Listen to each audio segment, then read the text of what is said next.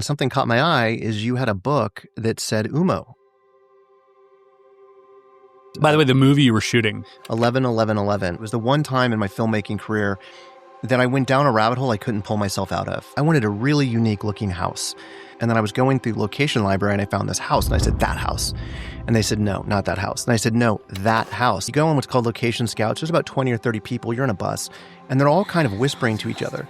And eventually the caretaker undoes the gate and opens it up, but he won't go inside. You walked in this house and all I can say, there was a heaviness. There were mattresses all over the floor, and there was like residual of wax. And then I started noticing there were masks on the ground. On all the doorways and all the windows, there was this symbol, and it was an H symbol, but it wasn't an H. It was a weird looking H. We found out it was something that meant UMMO. And I was like, what is UMMO? Y una iluminación muy grande. Con luces rojas. Y después hizo...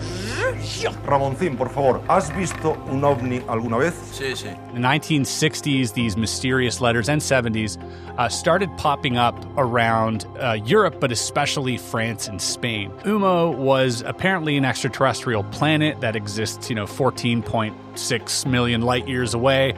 And these people basically disseminated information from their culture throughout these letters. It wasn't like one payload. It was multiple payloads to multiple people over multiple places. Now the debate comes, can one person write all of this? French computer scientist Jean-Pierre Petit, he studied UMMO, so he had models on magnetohydrodynamics that were based on some of these papers. So they were legitimate theories. So now you have this guy saying, oh, it was me all along. Sorry about that. It was just a big joke. Well, his son went on a rampage. There was a protest in the middle of the theater. He stopped the screening, as I remember. That started what I would consider to be the most horrific 10 days of my adult life. There's a shot where they're standing on the beach, and behind them you can see the house. And in the house, there are these three large picturesque windows, but the curtains were on the outside, not the inside, and they're wooden. And so to open one of these things, you have to be inside the house and on a pulley system, and you have to use both hands to pull it because they're heavy. Well, we shot in that room and the curtains were broken. You could not open them, and so they had to remain shut. In this shot in the beach, all of a sudden you see every window open behind them. Yeah, and it almost looked like a visual effect.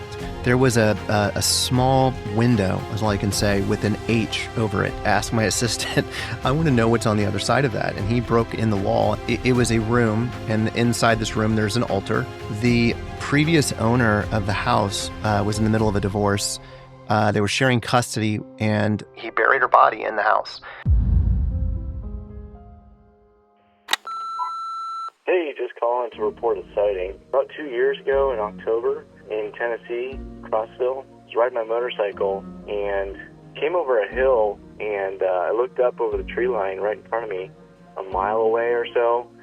It was a football-shaped craft, just above the tree line there. I'm a follower of David Politis, and he said that you can't take your eyes off this thing, otherwise it'll disappear. And looked off to the left, looked back, and it was gone. That pretty much confirmed it for me. Today we are joined by a good friend of mine who's become a good friend of mine in the last several years. How long have we known each other? 2018, I think I reached out to you. Whoa, so 7 years already. Yeah. This is Hollywood director and director of Saw 2, 3, 4, and Spiral, among so many other horrific projects. And by horrific, I mean that in the literal sense. Thank you. Darren Bousman, welcome, and thank you for joining me. This is so surreal to be sitting in the Skiff. You're a fan of the show? Oh, dude, I've watched every episode, and I get jealous. You've actually become a bigger director than I have. Your just insanity. It's great. Yeah. Yeah, it's a labor of love, as you know. And you're this is really exciting, and we're going to mention this off the top because you are getting into the podcast space as well. Yeah. This last couple of weeks, we've just dropped our first few episodes called Darren and Josh Make a Movie. You're with Josh Stolberg, who wrote Spiral, who wrote your scene in Spiral. And basically, we're going to take audience, kind of like a Project Greenlight, through inception of an idea all the way through the distribution, of actually getting the movie out and made into the theaters, and they can follow along week to week as we go through that process, through the hurdles and victories and tragedies. That's amazing. It's such an exciting venture as well to be able to take the audience through that. And I think it's really what people want more and more, right? They want to know. It's why a lot of these people sign up for like the behind the scenes membership stuff. They want to see what's going on and how this stuff works. I didn't realize how complicated and arduous creating a podcast was, specifically with video. I've directed 18 movies, and I think I've had more breakdowns in the last couple of months with this filming the podcast than I have any film. So kudos to you for being able to put out really cool content. Yeah, and for those who don't believe me at home, how many people you got? How many people do I have in the studio helping me with this right now? There would be zero. I was kind of shocked. You walk into this, and it's a huge warehouse, and it's just you and some cameras. Yeah. So it's more impressed now than I was walking in. Well, thank you. I appreciate that. It means a lot coming from you, Mr. Hollywood director. Darren, we're going to be talking about some really interesting stuff, and I've been so excited to get you on the podcast because a lot of people who listen, they understand that, we talk to whistleblowers, witnesses, experiencers, all sorts of people from the military and three-letter agencies. But I also find it really fascinating to have people who help further the conversation in the entertainment field as well. Because, for me, entertainment is a valuable means to absorb information. You look at, I always say the three Georges, George Orwell, George Carlin, and George Lucas. You look at, they taught me a lot. Yeah, that's great. So, and it was all through entertainment. I mean, I think that's why I learned my real education came through film and through TV. I never was really great at reading book smarts, going to school, but I would pick up ideas and concepts watching movies, and it's such a great way, I think, to disseminate information. Yeah. Through film. Yeah, there's, and we're going to be talking about that. I'm really excited. That's actually one of the things I'm most excited about, is talking about movies, UFO, alien movies, and that type of thing. But before we get into that, something interesting happened a few weeks ago. You were watching one of these episodes, and I was shooting some B-roll. I put some B-roll in, and there was a book that caught your eye. You want to take it from there? Yeah, so I've watched every episode, and it's even if I didn't know you and we weren't friends, I seek out UFO, paranormal, occult podcasts. So on yours, like I was watching it, irregardless of our relationship, and I loved the little details. I love your cutaways. I love all of those things. And something caught my eye is you had a book that said UMMO on it. And I would consider myself pretty versed in the UFO world, but it's a very, not a lot of people know about UMMO. It's not one of those things that you talk about a lot. And I had a very impactful, traumatic experience with the name UMMO and the UMMO UFO thing. And I reached out to you and I was like, dude, is that what I think? Did I just see an UMMO book? It was pretty crazy. Yeah, and just to catch people up a little bit, because this is something that I've been looking into, especially since Darren had mentioned it and we had agreed on this podcast. I was like, I got to go down this rabbit hole. And, I read almost the first volume of that book, went online. And so to give you a brief little history for those of you at home listening, in the 1960s, these mysterious letters, and 70s, started popping up around Europe, but especially France and Spain. Now, these letters were typed like with a typewriter, and they all had this little symbol on it known as like the UMMO symbol. Well, UMMO was apparently an extraterrestrial planet that exists, 14.6 million light years away. And these people basically disseminated information from their culture and their sciences and their astronomy throughout these letters and sent them across Europe. Laughable at first. Yeah, I mean, hundreds of letters. Yeah. And I think what's really interesting, it did not go to one. It wasn't like one payload. It was multiple payloads to multiple people over multiple places. Over multiple years in multiple languages. In decades, yeah. And people started to get together and they would share the letters and they would go through the letters. And what was fascinating is these letters were not only scientific in nature, but they dealt with things that at that time, I mean, you didn't have Google. You couldn't just pull this information down. They were dense. And it really started to make an impact, this idea of UMMO, which I think it started originally with UFO sightings. It started with a few sightings and pictures of someone witnessing a saucer. It's the classic saucer shape in the sky with this really unique H symbol kind of in the bottom of it. And then more people started seeing it. And then the letters started appearing. So I'd never heard of this until 2010. I got lucky to go to Spain, to Barcelona, to shoot a film. And I hear myself telling this story, and I feel like an insane person. And I know that if my mother tunes into this, she'll say, "Stop talking about it. You seem insane." But you're in the right place. I know. So my wife, who is, she's avid and speaks Spanish, and she can do Catalan and all of that. And in Barcelona, that's what it is. In this movie, we needed a location that I wanted to be the kind of backdrop, and I wanted a really unique looking house. And I kept getting the location people would send me house after house, and nothing worked. And then I was going through location library, and I found this house, and I said, "That house." And they said, "No, not that house." And I said, "No, that house." And they said, "No, we're not going to go to that house." And after weeks of me turning down the houses, I went back and I said, "This is the house I want." And they finally said, "Listen, we don't recommend, but we'll take you there and show it to you." And immediately, when we arrived, there was this energy on the bus, and everyone was rapidly speaking around me, and I didn't understand what they were saying. And we get out, and some of the people stayed in the bus, and that was my first clue that something was weird. Whoa! And I was like, okay, and I get out, and this feels fake. Me telling the story now, I hear it, and I'm like, this bullshit, but it's not. We get out, and there's a man who is a caretaker of the house. And he's kind of pacing back and forth, and it's beautiful. It's on the Mediterranean Sea, and it's surrounded by these mansions. It's beautiful. And we get out, and he talks to the producer, and they're kind of rapidly talking back and forth, and it's getting heated.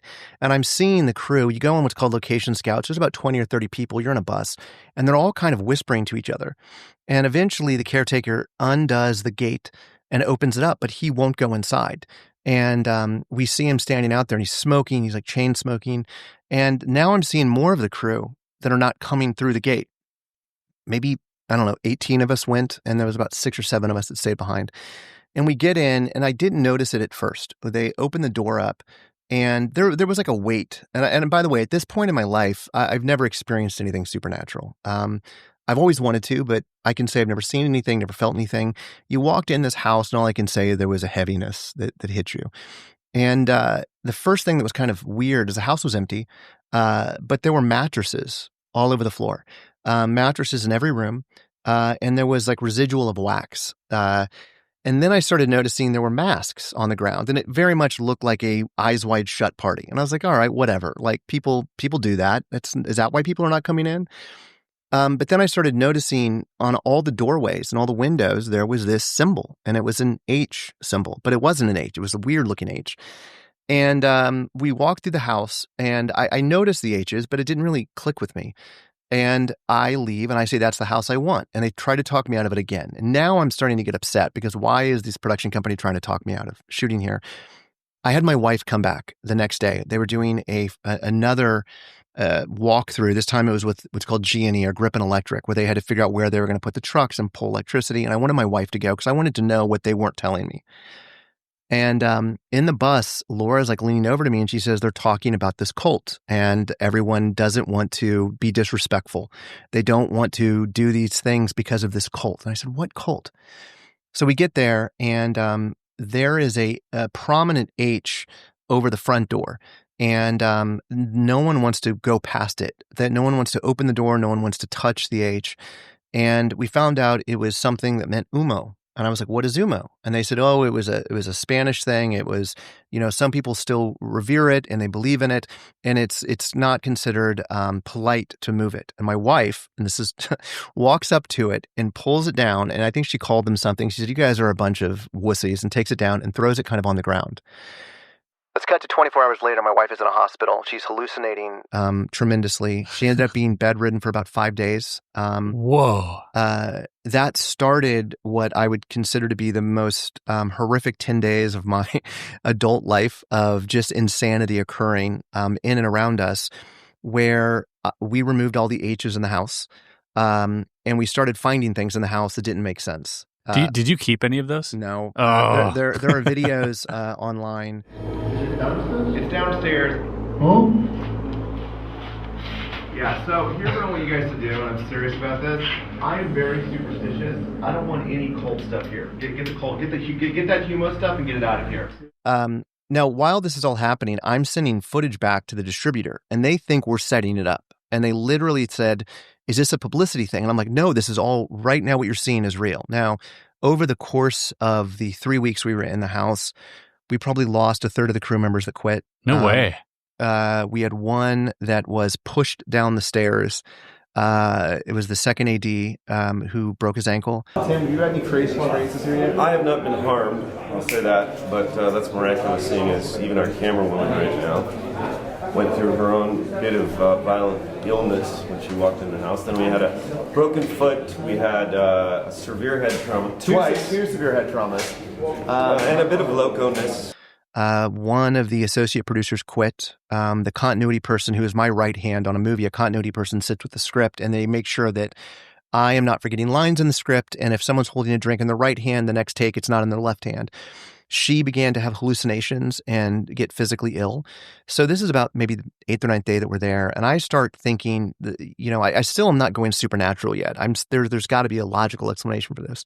So I asked my assistant to find out if we can have some mold remediation. I want to have the air tested. I was like, if we're in a place that's bad, this house is very old. Yeah. So we do, and it comes back completely clean. And then one of the producers finally comes up to me and tells me what was going on with the guy, the caretaker. And it gets revealed to me that this house was a meeting place for this cult called UMMO. And at that point, I still don't know what UMMO is. And I was spelling it like it was an H, so I'm spelling it HOMMO. Like humo. Humo. And that's not how it's spelled. And so now I'm able to actually go on and research what UMMO is. And which leads me down this rabbit hole of this fascinating UFO thing that took place. And still, I don't want to say it's prevalent, but it's still very much around. You ever searched up something weird like how to tell if my neighbor's a lizard?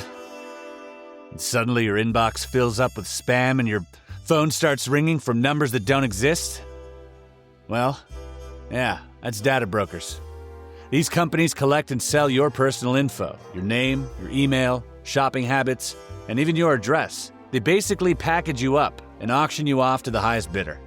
Incogni puts a stop to that. It's a service that sends legal removal requests to these data brokers on your behalf. Not politely, mind you. Legally. They have to delete your info. Incogni handles everything, from the paperwork, the follow-ups, the digital janitor work. You just sign up, sit back, and watch your data quietly vanish like it never existed.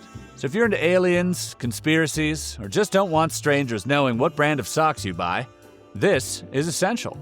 Click the link in the description or go to incogni.com/area52 and use code area52 to save 60% off your annual plan. The truth is out there, but your data doesn't have to be. It's still around. There's still, they call them the Umites, the people who follow the word of UMMO.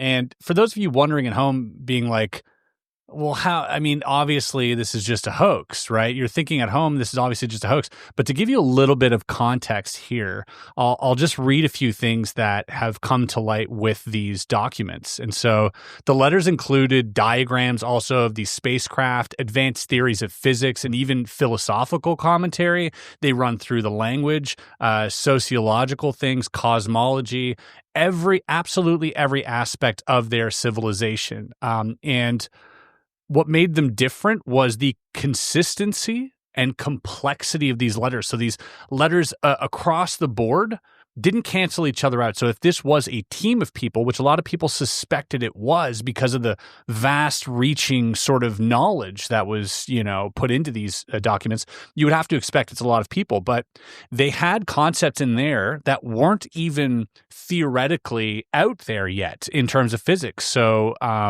concepts like communication via neutrinos and early mention of dark matter, which was way ahead of its time at that point.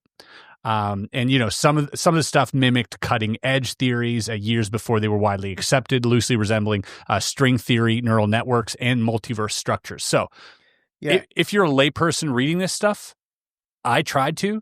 it is, It hurts. dude. It hurts your head. And I think that, so now we're a couple of weeks in the shooting of this place, and I find out that it's a UFO cult. And I've always been fascinated with UFOs. I mean, I think the first adult book that I read growing up, and this is 100% accurate, was Communion, because like VHSs, when you grew up in the 80s, you would choose movies based on the box art. I chose books by the box art too. And so when you go see that, that face, that was one of the first, I remember, adult books that I read. So I've been fascinated with UFOs since a kid, but it's something that I felt that I didn't know about. So I became obsessed with figuring out what this house was insane. It had staircases that went nowhere. One of the things, and I think it's in the documentary, if you go on YouTube, there is. By the way, the movie you were shooting, 11/11/11, which we're going to get, because I want to talk to you about the 11/11 phenomenon. And by the way, for those listening or watching, the movie's terrible. The story that takes, and partially we were talking about this before we began, is I feel like I lost my mind a little bit. It was the one time in my filmmaking career that I went down a rabbit hole I couldn't pull myself out of. And I became obsessed with everything that was happening and me trying to find a rational explanation for it. At this point, I was very much ingrained in the horror world. I loved macabre, but to have it happening all around me, people getting sick, people falling down staircases. One of the things that I think was the most shocking thing to me that had happened, our DP, a guy named Joseph White, I fly him in from Los Angeles, and he hears these stories. I'm telling him, dude, there's a cult here. It's called UMMO, and it was a UFO thing. And he's laughing. He was like, dude, you hear how insane you sound? And I was like, dude, you don't understand. So he arrives 2 days before filming, and I hear him. I'm upstairs, and I hear him come in the door, and he's like, where's Bousman? I want to see this haunted place. And this is, again, it sounds fake, me telling the story. I'm looking down from this I can see down to this very grand entryway. And I was like, yo, Joe. And he looks up and he's like, I still don't believe in this bullshit. And I'll never forget this. I hear a noise, and I hear one of the guys that's on the G&E department tell Joe to move. And almost instantly, the chandelier that was just hung collapses and falls directly where he was just standing. Oh my God. So I'm like, and again, I'm still wrestling with what does supernatural ghost stuff have to do with the UFO cult, which led us to pull the information on the house and the sordid history of this house, which was insane. So during the process of filming, I'm not focused on the movie. I'm focused on the mythology of this house, this UMMO cult. And what I think I found fascinating is, and I was talking to you about this, was not only is there a fascinating story about the origins of UMMO, but it spawned other things, cults, something called Daughters of UMMO, something called, I think it was the Edelweiss Foundation, which was a cult in the true sense of the word, where they were branding kids. It was basically like a Boy Scout thing that started, and they were branding kids with the UMMO sigil on their skin. It got dark, and people went way overboard, basically living by these documents that were, mysteriously produced. And so I just became fascinated, and I think it was one of my first real itches into this world of, trying to uncover the mysterious. And so while I should be making a movie, I am staying up all night and drinking too much scotch, being like, oh my God, listen what happened here with the UMMOs and this and this and this. And you can tell when you watch the movie, because the movie's pretty bad, but it was crazy. And it was such a little known, I think, we've all heard a lot of the same UFO stories, the Betty and Barney Hill story and all of these, but I'd never heard about UMMO. Yeah, UMMO is one of those, it's one of the ones that Wendell Stevens, he put out a whole bunch of contact books that I'm obsessed with because, again, these are the lesser known stories, but that are quite extensive in terms of documentation, in terms of sightings.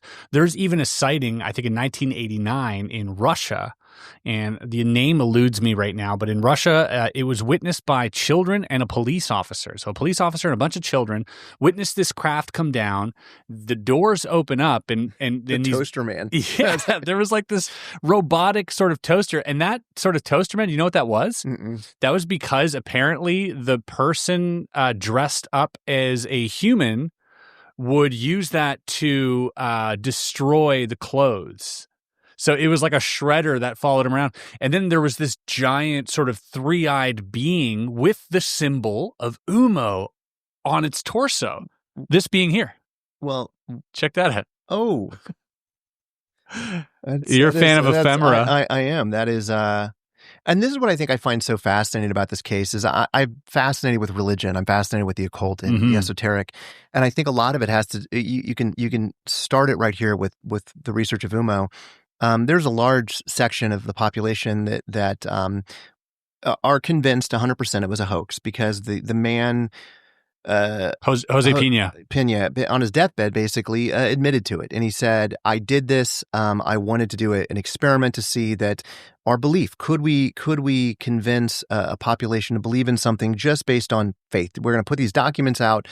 And by the time that he was done, it had taken on a life of its own. It had grown, it had expanded, it had gone across continents, and it was unable to be stopped at that point. But then later, after his death, it was revealed that no, maybe he didn't start it. Maybe he was told to say he started it to basically help keep it mysterious. I mean, you know a lot about that too, about the... Yeah. So 1993, he came forward to say basically that he was responsible for concocting this thing as a social experiment. Now, Jose Pena is an interesting character because he was a trained psychologist and sociologist with like a deep interest in parapsychology, in fringe physics. Now the debate comes, can one person write all of this? And if you're at home and just you want to look into it, just Google some of the UMMO documents and try to have a read through. It is mind-bendingly difficult to read. And when scientists were given this, there's all sorts of scientists, by the way. There's even a computer scientist, a French computer scientist, Jean-Pierre Petit, he studied UMMO, and he published his own models basically were based off of UMMO. So he had models on magnetohydrodynamics that were based on some of these papers. So they were legitimate theories. They weren't just half-brain concocted ideas. So now you have this guy saying, "Oh, it was me all along. Sorry about that. It was just a big joke." Well, his son went on a rampage. I heard it at a screening. I don't know if it was Sitges, but there was a film festival. In 2022. Yeah, there was a documentary that they basically made on UMMO and Ummites, which, kind of really leaned into the fact it was hoaxed and that it was created by him and two of his friends. And there are some connections that are hard to overlook. Like the second sighting of it was from his roommate. That's right. So you go down this rabbit hole and there's a lot of connections, but this documentary goes into that. And there was a protest in the middle of the theater. He stopped the screening, as I remember, and was furious.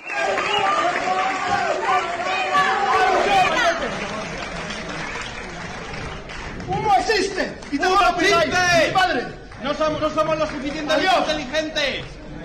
Because I guess the son knows it to be real, and the father's dying confession was, I guess, coerced out of him. That's right. That it was something that he was. And then there's a lot if you go really down the rabbit hole that maybe the CIA was involved, maybe the KGB was involved. It's fascinating because the minute you think you've reached the bottom of this, maybe hoax, maybe conspiracy, it goes far, far deeper and darker.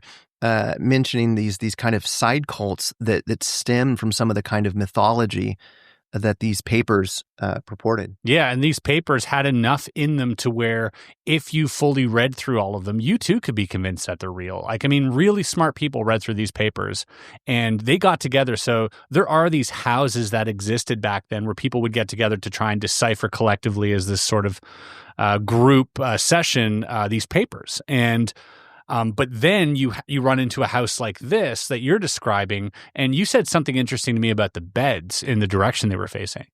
Well, when we first took it over, so one of the first things that when I started to get really kind of,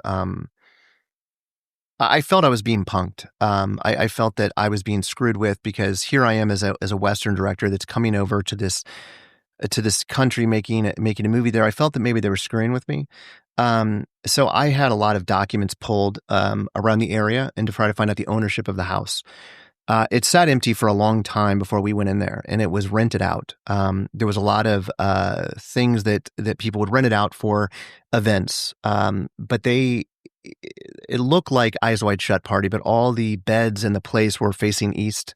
The candles were put up in a very ritualistic way. Why is that important, facing east? Well, getting into esoteric traditions, a lot of things have to do with direction things. If you look into Freemasonry, where they're built, which way they're facing. So Inside the house, though, which is kind of incomprehensible to explain, I think the Winchester Mystery House might be the best comparison. There were staircases that went nowhere, but not like they were built like that. They were bricked over. And I think this was the most concerning thing for me so we shot in the basement of the house. And in the basement of the house, there is a staircase that goes up, and then you can see kind of a modern brickwork that's literally bricked up a quarter of the house. You can't get into it. And they've gone through a lot of effort to brick that part of it up. In one of the scenes that I wanted to shoot in, which we ended up not being able to shoot in because everyone that went into it got ill. And that's where I started to get convinced maybe this was some sort of mold or gas or something like that. There was a small window, is all I can say, with an H over it.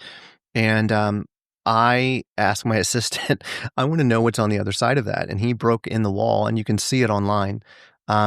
It was pretty ridiculous. It was a room, and inside this room there's an altar, and inside the altar there's candles, and there's other things like that. But they were all closed off. We tried to ask the caretaker of the house, like, why? What is this thing? And he refused to talk about it. He was just evasive. He wouldn't give us any information about it. It was an interesting thing, and still to this day, I mean, it's 10 years later, I still look back at some of that, and I was like, it was the most uncomfortable I've ever been. A funny kind of side story is we leave Spain, and I go back, and I'm editing in Los Angeles, and I had the coolest editor. The editor edited Full Metal Jacket. Oh, cool. He was the assistant editor on The Shining. So he worked with Stanley Kubrick, and this guy is like an old school dude. And one day he calls me in, and he goes, "Hey, can you, what is this?" And he shows me footage, and it's a guy sitting on the edge of the bed, and he is doing a monologue, and he's very kind of quiet, and he's whispering, but in the corner of this, spatially, he's sitting there, you hear somebody yelling in a language that I don't know what the hell it was, into it, but no one references it. You don't hear me yell cut, and the guy continues on with his monologue. So my first thing is, that doesn't make sense. That's impossible, because it was so loud that we would have called cut, but no one heard it there. So I write that off as a corrupted audio file. I'm like, okay, there's something weird here. This is a corrupted audio file. But then there were other anomalies in the footage. The one that it's so subtle, and if you see it, you might just kind of blow it off and be like, that's nothing. But to me, it was really upsetting. There's a shot, and you can pull this and put it on the screen now for YouTube. There's a shot where they're standing on the beach, and behind them you can see the house. And in the house, there are these 3 large picturesque windows, but the curtains were on the outside, not the inside, and they're wooden. And so to open one of these things, you have to be inside the house and on a pulley system, and you have to use both hands to pull it because they're heavy. Well, we shot in that room, and the curtains were broken. You could not open them, and so they had to remain shut. In this shot in the beach, they're in the foreground, and they're talking. All of a sudden, you see every window open behind them. Yeah, and it almost looked like a visual effect. Whoa. It did not open like that. We could not open them. And it would to make that happen, it would take 6 people, because it took 2 people to do each one of the curtains. It would have had to have been coordinated to 6. Now, again, I'm not saying that the crew wasn't screwing with me and saying, let's screw with this guy, but to what point? It took me 5 months after we did it to me to even see it. So if I was being screwed with or punked, you thought that they would have laughed and done whatever. Yeah. But it was these subtle things throughout the footage. Do you have any of that? That you can find that on YouTube. If you do 11 shutters, you can see it. Okay, great. It was funny when the DVD came out, the foreign sales company would not put it on there because they thought it was all staged. They said, there is no way we're going to pass this off as real. And it made me so angry because I'm like, it's not. It's all, we did not do that. Yeah, that's like a boy who cried wolf situation, because you're also known for immersive horror. Yeah. You're someone who creates experiences using horror and to sort of blur the lines between what's real and what's fiction. So that would seem like something you would do. I'll tell you, my wife, who was there with me during the time, she became worried because you talk about this idea you heard a lot in UFO, is this cognitive dissonance, this coming to grips with something that just doesn't fit with your worldview. I didn't have time to process what was happening and what was going on with the crew quitting, getting sick, these weird injuries that were occurring on set, and what we were feeling and seeing. I was just such in a fog during that entire movie. It just because it challenged everything. Like I was like, there's just this presence in the house. So not only were we dealing with the UFO UMMO thing, we're dealing with this presence in this.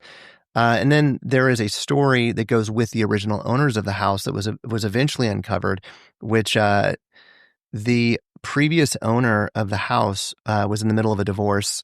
They were sharing custody, and the daughter kind of stopped talking to the mother, just kind of disappeared. And every time the mother would reach back out to the owner of this house, the father, he would say she was gone. She's at school. She's on vacation. She's this. She's this. Eventually, the mother was done with the shenanigans. She wanted to see a daughter, and sent the police. And I'm going to mess up some of these details now, but the daughter had died, and the husband was a political figure, fearing that he was going to be blamed for it and thrown out of this political thing. He buried her body in the house. And I didn't. Again, it was one of these things. I was like, "That's not true. I do not believe that." Sounds like an urban legend. It sounds like a horror movie, right? Yeah. It sounds like something I would make. The details are far less dramatic than maybe you're putting the death and all that. But again, there's this house has a very sordid history. But it was kind of like my first really kind of awakening into my fascination with what goes on that we don't know about. So this house ended up having potentially a murder or some type of death and some type of cover-up with this child in the basement, we would assume? It was the basement. And that's where you filmed? We did film in the basement. Now, that's not what the door was. I told you there was a staircase that went to a door. And that has nothing to do with where the body was found? That's nothing to do with where the body was found. It's been, like I said, it's been almost 14 years now. I want to go back. And I recently looked up the address. I found a call sheet, and I found the address, and I looked it up, and it's still available to rent. And I've been in a lot of places. I was going to do a movie in the Lori Mansion in New Orleans, which is a lot of people consider to be one of the most haunted. I'm telling you, it had nothing on this place in Barcelona. Whoa. Yeah. That's crazy. Since going down this rabbit hole, I've been just completely consumed with all of this because it's, like you said, so fascinating. It covers so many facets. It goes from being, potentially real UFO sightings to, an elaborate hoax to now some type of almost meta religion that started. Multiple cults started off this. Cults, religions, a lot of, and by the way, a lot of non-violent, most are non-violent. Yeah, when we say cults, we don't say they're drinking Kool-Aid and they're all having sex parties. That some of it maybe, but there's the Edelweiss. Yes, they did, but the branding and the sex stuff potentially. But for the most part, these were just gatherings of people who believed in the word of UMMO because it made a lot of sense. And ironically enough, after reading some of it, this is exactly what they wanted to avoid. The UMMites. Yeah. They wrote in their papers specifically, do not take this as the word because we don't want to shift your culture into ours.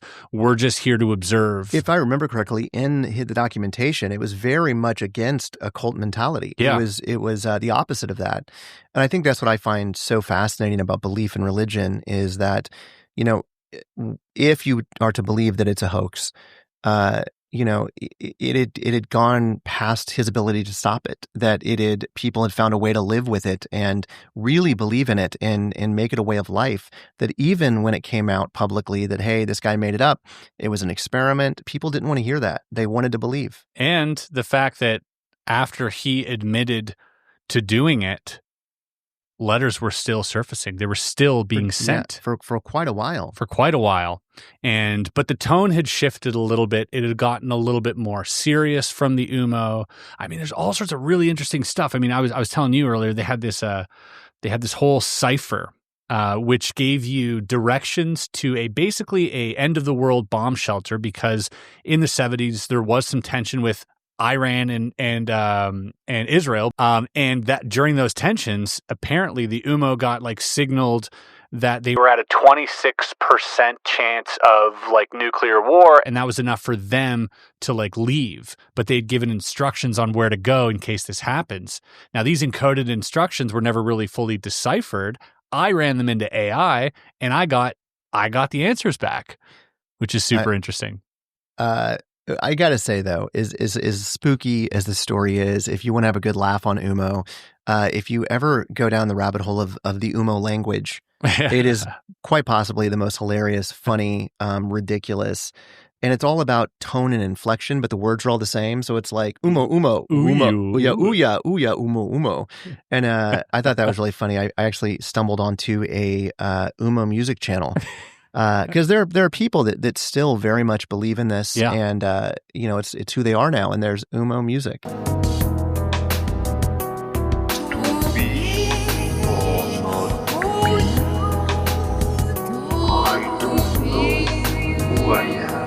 Yeah, it's a whole culture, and I kind of like it. I kind of think it's sick that You're here for it. Yeah, why not, dude? Like, I mean, if you're not hurting anybody, but obviously if you're doing some weird, deviantly natured things, then yeah, I'm not necessarily for it.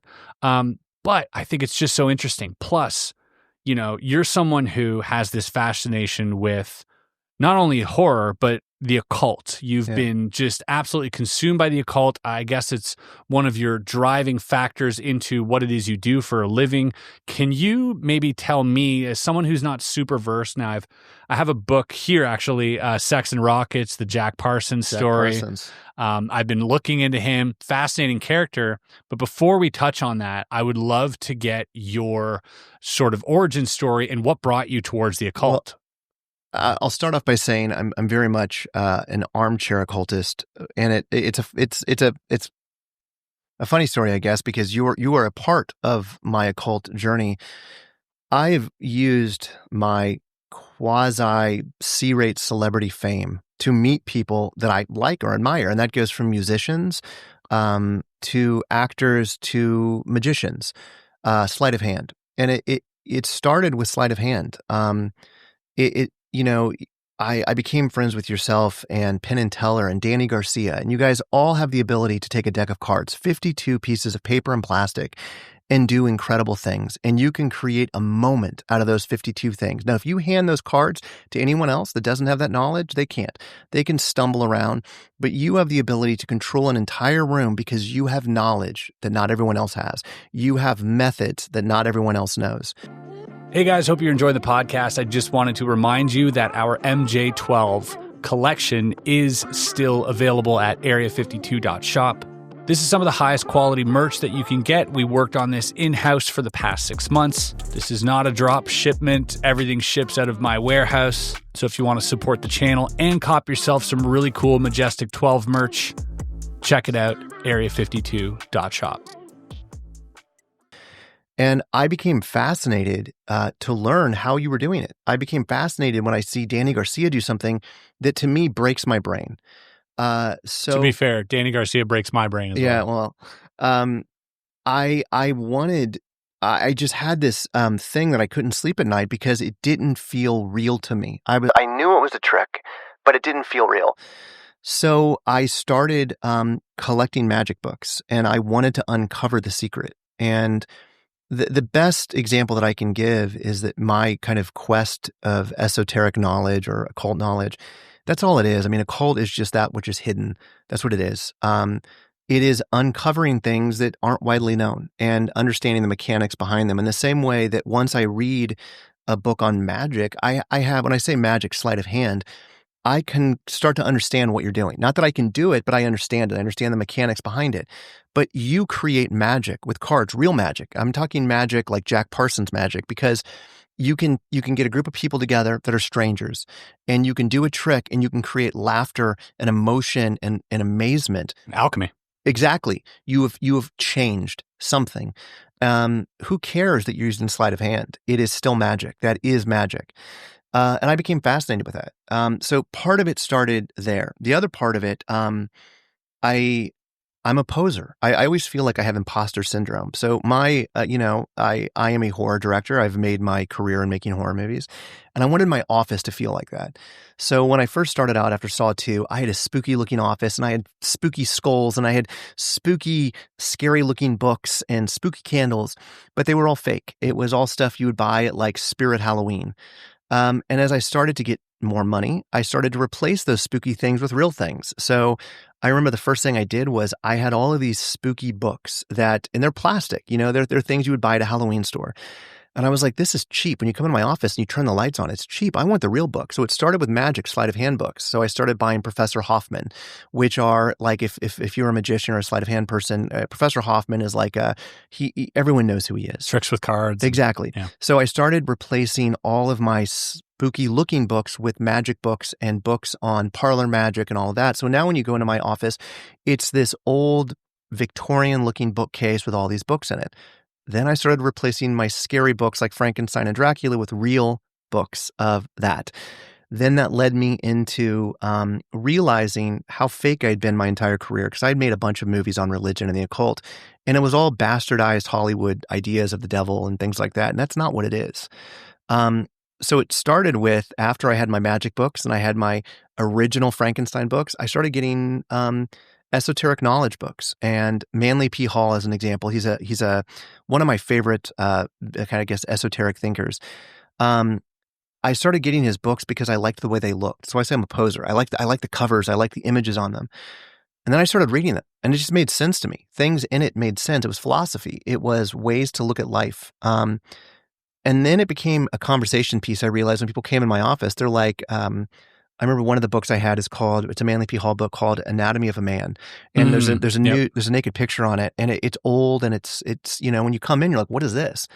And then I found myself talking about it and getting excited when I talked about it, because it challenges beliefs. And that's, I think my grandfather was a Baptist minister. My mother was very religious. And for so much of my life, I didn't understand religion. I knew it was something I had to go to every Sunday growing up, but I didn't really have faith. And I got to be honest with you, it was through all of these weird books and in these esoteric documents that I think I found faith. And I found Hermeticism, like Rosicrucianism, like that type of stuff. Yeah, I think that I just found things that I believed in that, things that was said. And I'll tell you, you mentioned I do immersive theater. For those that don't know, there's a movie, a Michael Douglas film starring David Fincher directed it, called The Game. And basically, it is a real narrative that takes place in the real world for one or two people. I started doing those. And the first one I did was based on a cult, like a Jonestown-like cult. Up until that point, every time I tried to touch religion or cult, it was all, like I said, very surface Hollywood versions of it. I wanted to base it in something real. So I went down the rabbit hole of reading documents on secret societies. And I would change it like 8 to 10%. And I started doing it, and I started to base the mythology on real doctrine, and it sparked something. It just felt real to me, and it felt real to the people doing it. And I kind of cherry picked the stuff that I believed in and the stuff that made sense to me. Can you give me an example of something that you might have done immersively, just to give people a bit of a context, because they might not be familiar with what immersive theater is? Immersive theater is. If you go see a movie in the theaters right now, it's two-dimensional. You're staring at a screen and it's passive. It'll never change. You can watch it 100 times. It's going to stay the same. Immersive theater interacts with you. Your interaction with the actors changes what we do. Instead of watching someone on a screen, you're sitting next to them. You are sharing a drink with them. You can smell the cigarette that they're smoking. You can smell the perfume. And so things that we would do is like we would put documents in the downtown public library in the esoteric section, and we'd reprint entire books, and it would be 85% real, but then inside the book there would be 20% fiction that we would create for our storyline. And so if they were to Google it, they would see it's a real book. And so we were able to base a mythology they would believe on something very real, but it wasn't. But we would take ideas that ritualistic ideas or initiation rites. Initiation is very much alchemy. It's that you are going through a process of transformation. You start in dark and you find light. That's so much on these things is stepping into light. That we are neophytes right now, but once you go down this certain path, you are awakened, enlightened. And I think that, so we use that as a foundation. So you start this ARG, which is an alternate reality game, as a neophyte. You're in the dark, and it's all about illumination. You will find the answer through these tasks. And so I use my screenwriting partners, and we took traditional narratives, but we based the mythology for the first time in real documentation as opposed to bastardized doc. And so many movies that I see in Hollywood, whether it's UFOs or on the occult, are just they're fake. They're not based in anything. They're not based in anything. They're based on what me in growing up in the Midwest, thought the occult was, thought UFOs were. And I think by making it a little bit more real, it just ingrained itself and imprinted itself so much more. And that just formed a fascination. And now I collect these documents. I seek them out. It's fascinating to me, which is the same thing for magic, sleight of hand. I want to understand how things work. I want to understand the thought process behind why someone would, like Jack Parsons, what made him a Thelemite? Why did he go down this road as someone, who created the modern rocket propulsion system? What would make him go into sex magic? Yeah. And so I want to understand that. And so I think that it's made me a better storyteller. And I think it's helped define my own faith and my own belief system. Sure. Yeah, I think that's really profound, and that's kind of the path I think that a lot of people in this space end up going down in one way or another, maybe not so directly, but in the sense that we're looking to merge science and religion or science and spirituality. If you look at the UFO space, for example, there's a lot of this talk of, oh, these are angelic beings and this is, whatever it is. And then on the other side, it's like, no, it's just purely like nuts and bolts. But then there's this school of, okay, maybe we're talking about the same thing. Maybe what's spiritual to you is quantum physics to me. And that's something that Jack Parsons actually tried to merge, although, in a more deviant manner. Yeah, and he had a very horrific ending. Yeah. Jack Parsons he's fascinating because you look at a guy who, a genius, but doing things that I think would be labeled insane or crazy. Yeah. In trying to find that balance between the two where, by day he's this rocket propulsion person, and by night he is participating in ritualistic magic. Yeah. And, there's a fascinating, I recommend, if you've not seen it, Strange Angel. Yeah, just got done watching season 1. It's great. I love that because it's, first off, by the time you get to season 2, you're just going to ask yourself, how did this ever get greenlit? How did anyone put this on TV? Yeah. And I love it. Was it 2016, I think it was? Or something like that. And it bums me out that it didn't continue. You'll understand why it didn't, because it goes places. I mean, it definitely goes. And they did not shy away from the occult in that. I love that, though. I think even in like the first episode, there's already like this guy bringing a goat into his house and then coming out with a vial of blood later. Yeah. You're like, what happened there? For people who don't know about Jack Parsons, he was one of the founding figures in American rocketry, co-founding JPL, so Jet Propulsion Labs, and Aerojet Engineering Corp. His work laid the foundation for NASA, what we now know as NASA. And the most interesting part of all this guy was basically just like a chemist. Like he didn't go to like some massive. He didn't go to school for this. And so for him to be accepted in modern rocketry, first of all, going down this whole sort of occultist, Aleister Crowley, sex magic route, actually, they withdrew his name from a lot of this early American rocketry stuff. Yeah, he was shunned, his belief system, because when you're dealing with what he was dealing with clearances, with all of that, he went through a very intense process of being vetted, and then here he is. And at that time, I think he had the compound. He had that in Pasadena. I forget the name of it now. The Parsonage. Yeah. Which was like this place for rituals, this place for like people from all over would come, these illuminaries or these, whatever you were, these vagabonds. Well, and I think it was a hard time because anytime you mention a cult, you're either met with a dead stare. I was at dinner, I won't say the name, but I was at dinner last night with the magician we both know, and the first question was, are you into Satanism? And I was like, no. And they're like, but isn't that a cult? And I'm like, no, it's not. So much of a cult comes from Christian teachings. It comes from, things that are the opposite of that. But I think that there is a belief that so much of this is, evil, bad, satanic, whatever. Right. And I think that what he was now, I'm not saying what he was doing was not, because he was on a much darker path. But Yeah, I think that, trying to juggle both of those things, being somebody in that high in the government and going and doing ritualistic sex magic at night. Yeah, especially in the time where it was like super taboo. This is like late 40s. Well, actually early to late 40s. And then, associating himself eventually with people like Aleister Crowley and L. Ron Hubbard. L. Ron Hubbard, that's right. Getting mixed up with these folks and doing some really sort of like nefariously oriented things. He went down a very dark path. I read the book years ago, the book in which the show is based on, but he was trying to bring about Babylon, the girl. Yeah, the elemental. Yeah. Yeah, female elemental, the goddess Babylon. Yeah. Was him and L. Ron Hubbard were trying to summon this lady, essentially.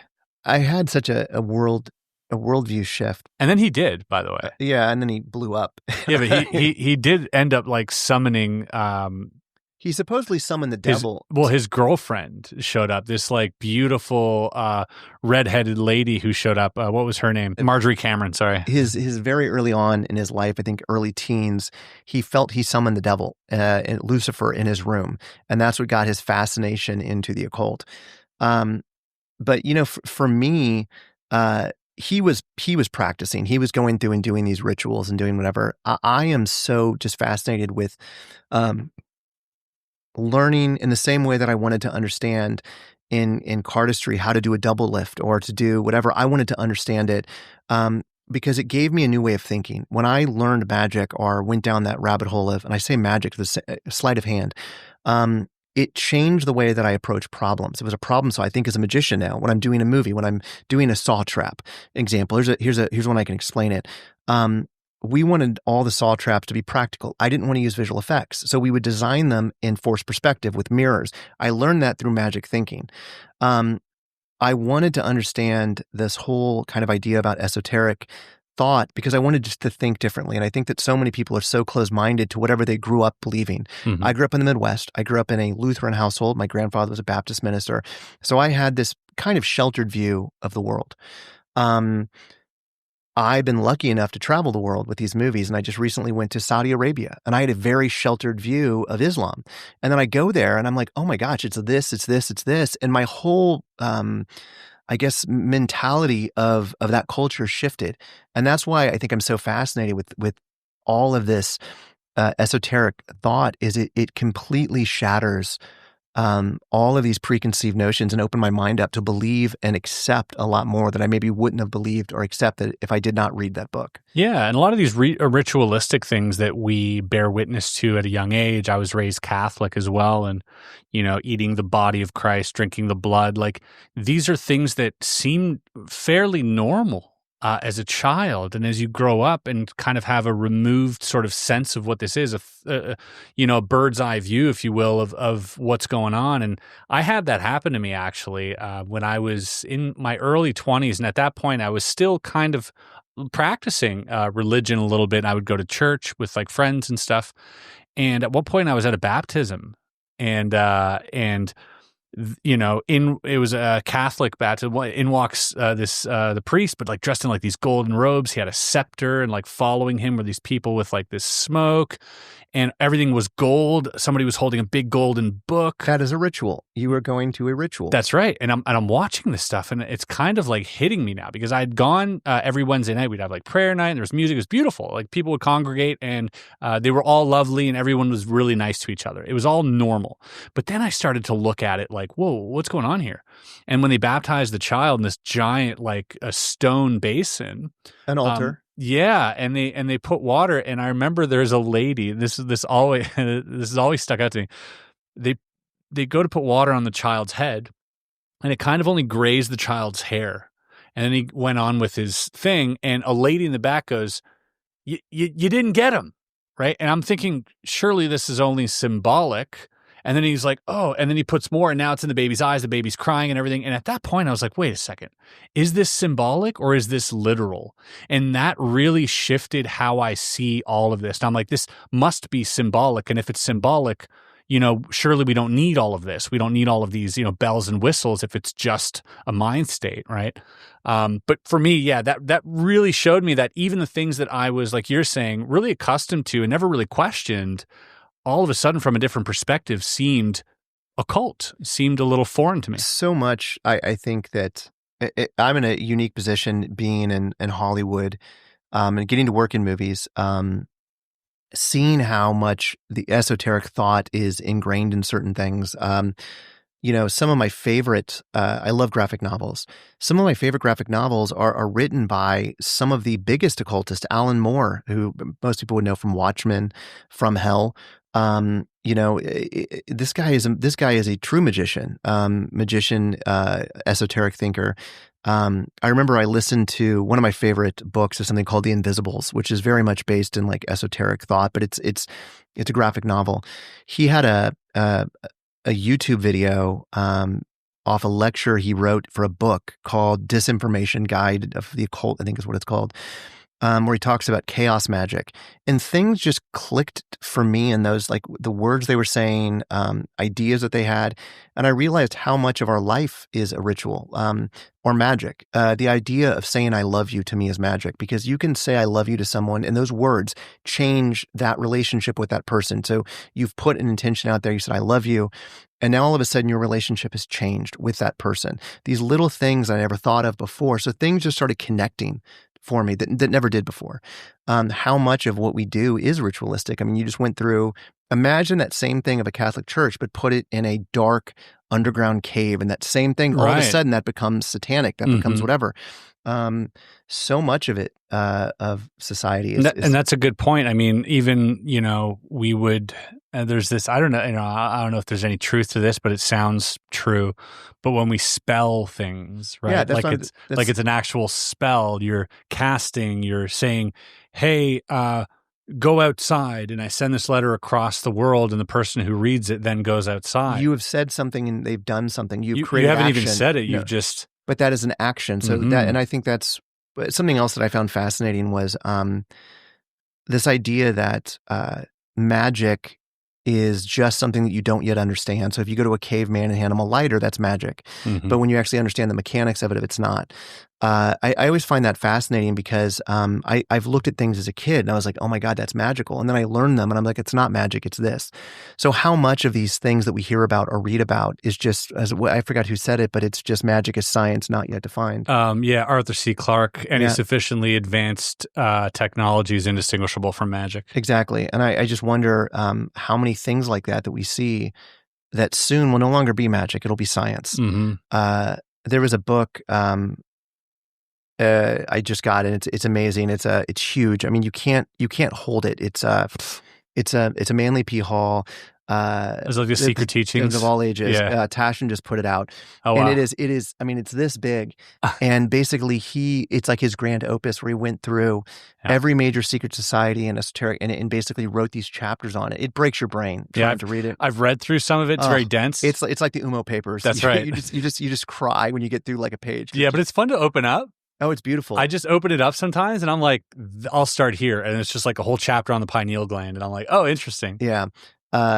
So for me, I think that the exploration though started from sleight of hand. It came from cards. It came from watching people like yourself do card tricks that I didn't understand. And I knew that if I understood them, maybe they would stop being magical. And I wanted to understand the mechanics. Wow. And that's where I started kind of my fascination with these books and collecting these documents. That's so interesting. And man, I mean, it's funny because I talk to you as a magician because you're, quite familiar with a lot of the techniques. We've hung out a lot and talked a lot about, and I don't get to share that with very many people. I can sort of abbreviate it or dumb it down a little bit for not dumb it down, but just put it in layman's terms for people to understand. But it's fun to be able to talk shop with you in terms of illusion, and magic thinking, because magic thinking is something that once you notice it, you see it everywhere. I see it within intelligence agencies.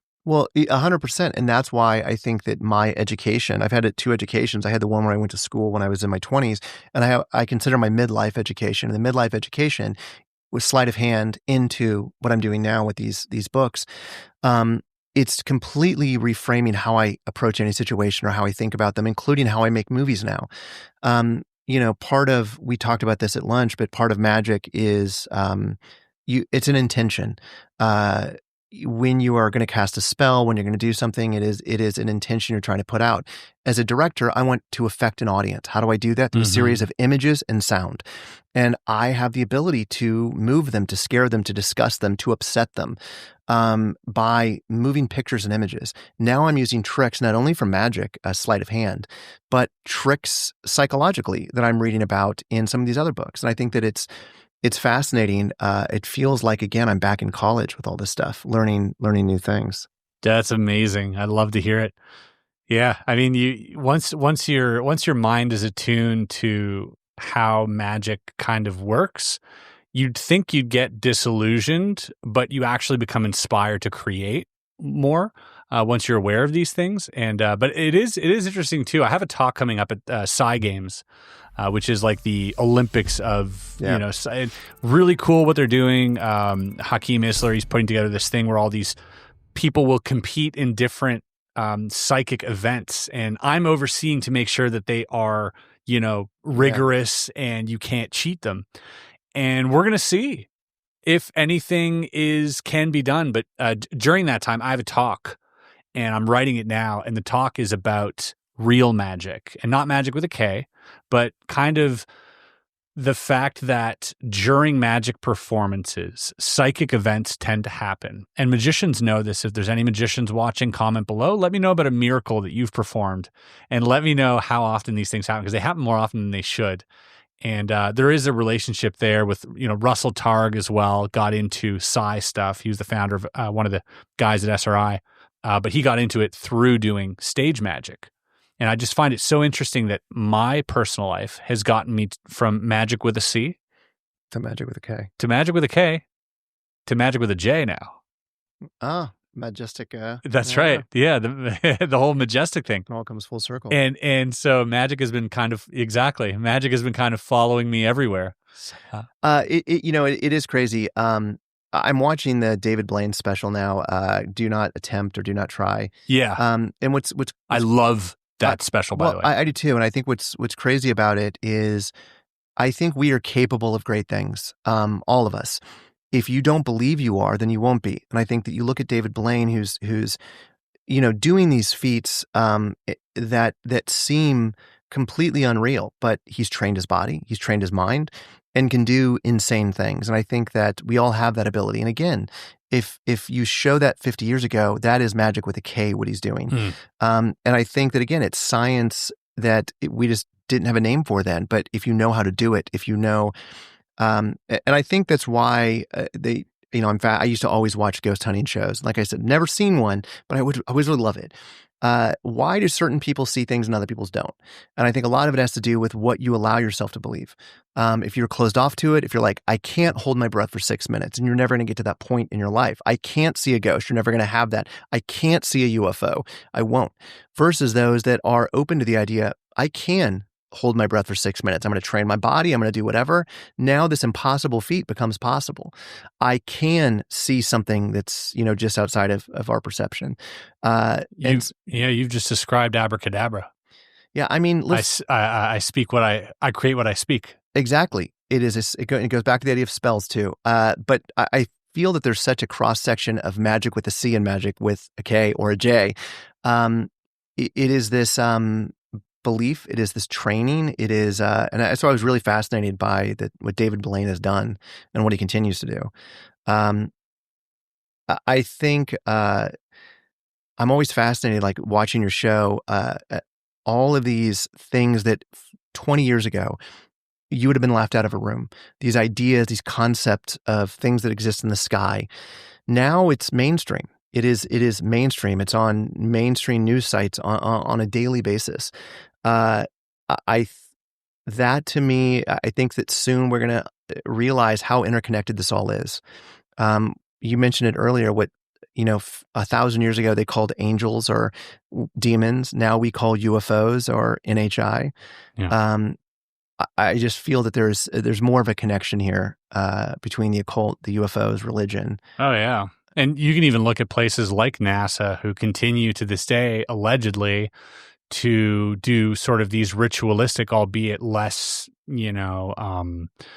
dark, but like still ritualistic nonetheless, things during their or before their launches. You just read American Cosmic by Diana Pasulka. Yeah. She mentions it on a few interviews as well that, sometimes they're like, hey, you got to wear your launch t-shirt and everybody has to wear, or everybody has to eat the same food or stand in a certain, those are all little rituals that they continue to do to this day because it's such a precise science, rocket science, that if the slightest miscalculation happens, that thing's going to blow up. People's lives are in jeopardy, billions of dollars. So they want everything on their side, including perhaps whatever's up there.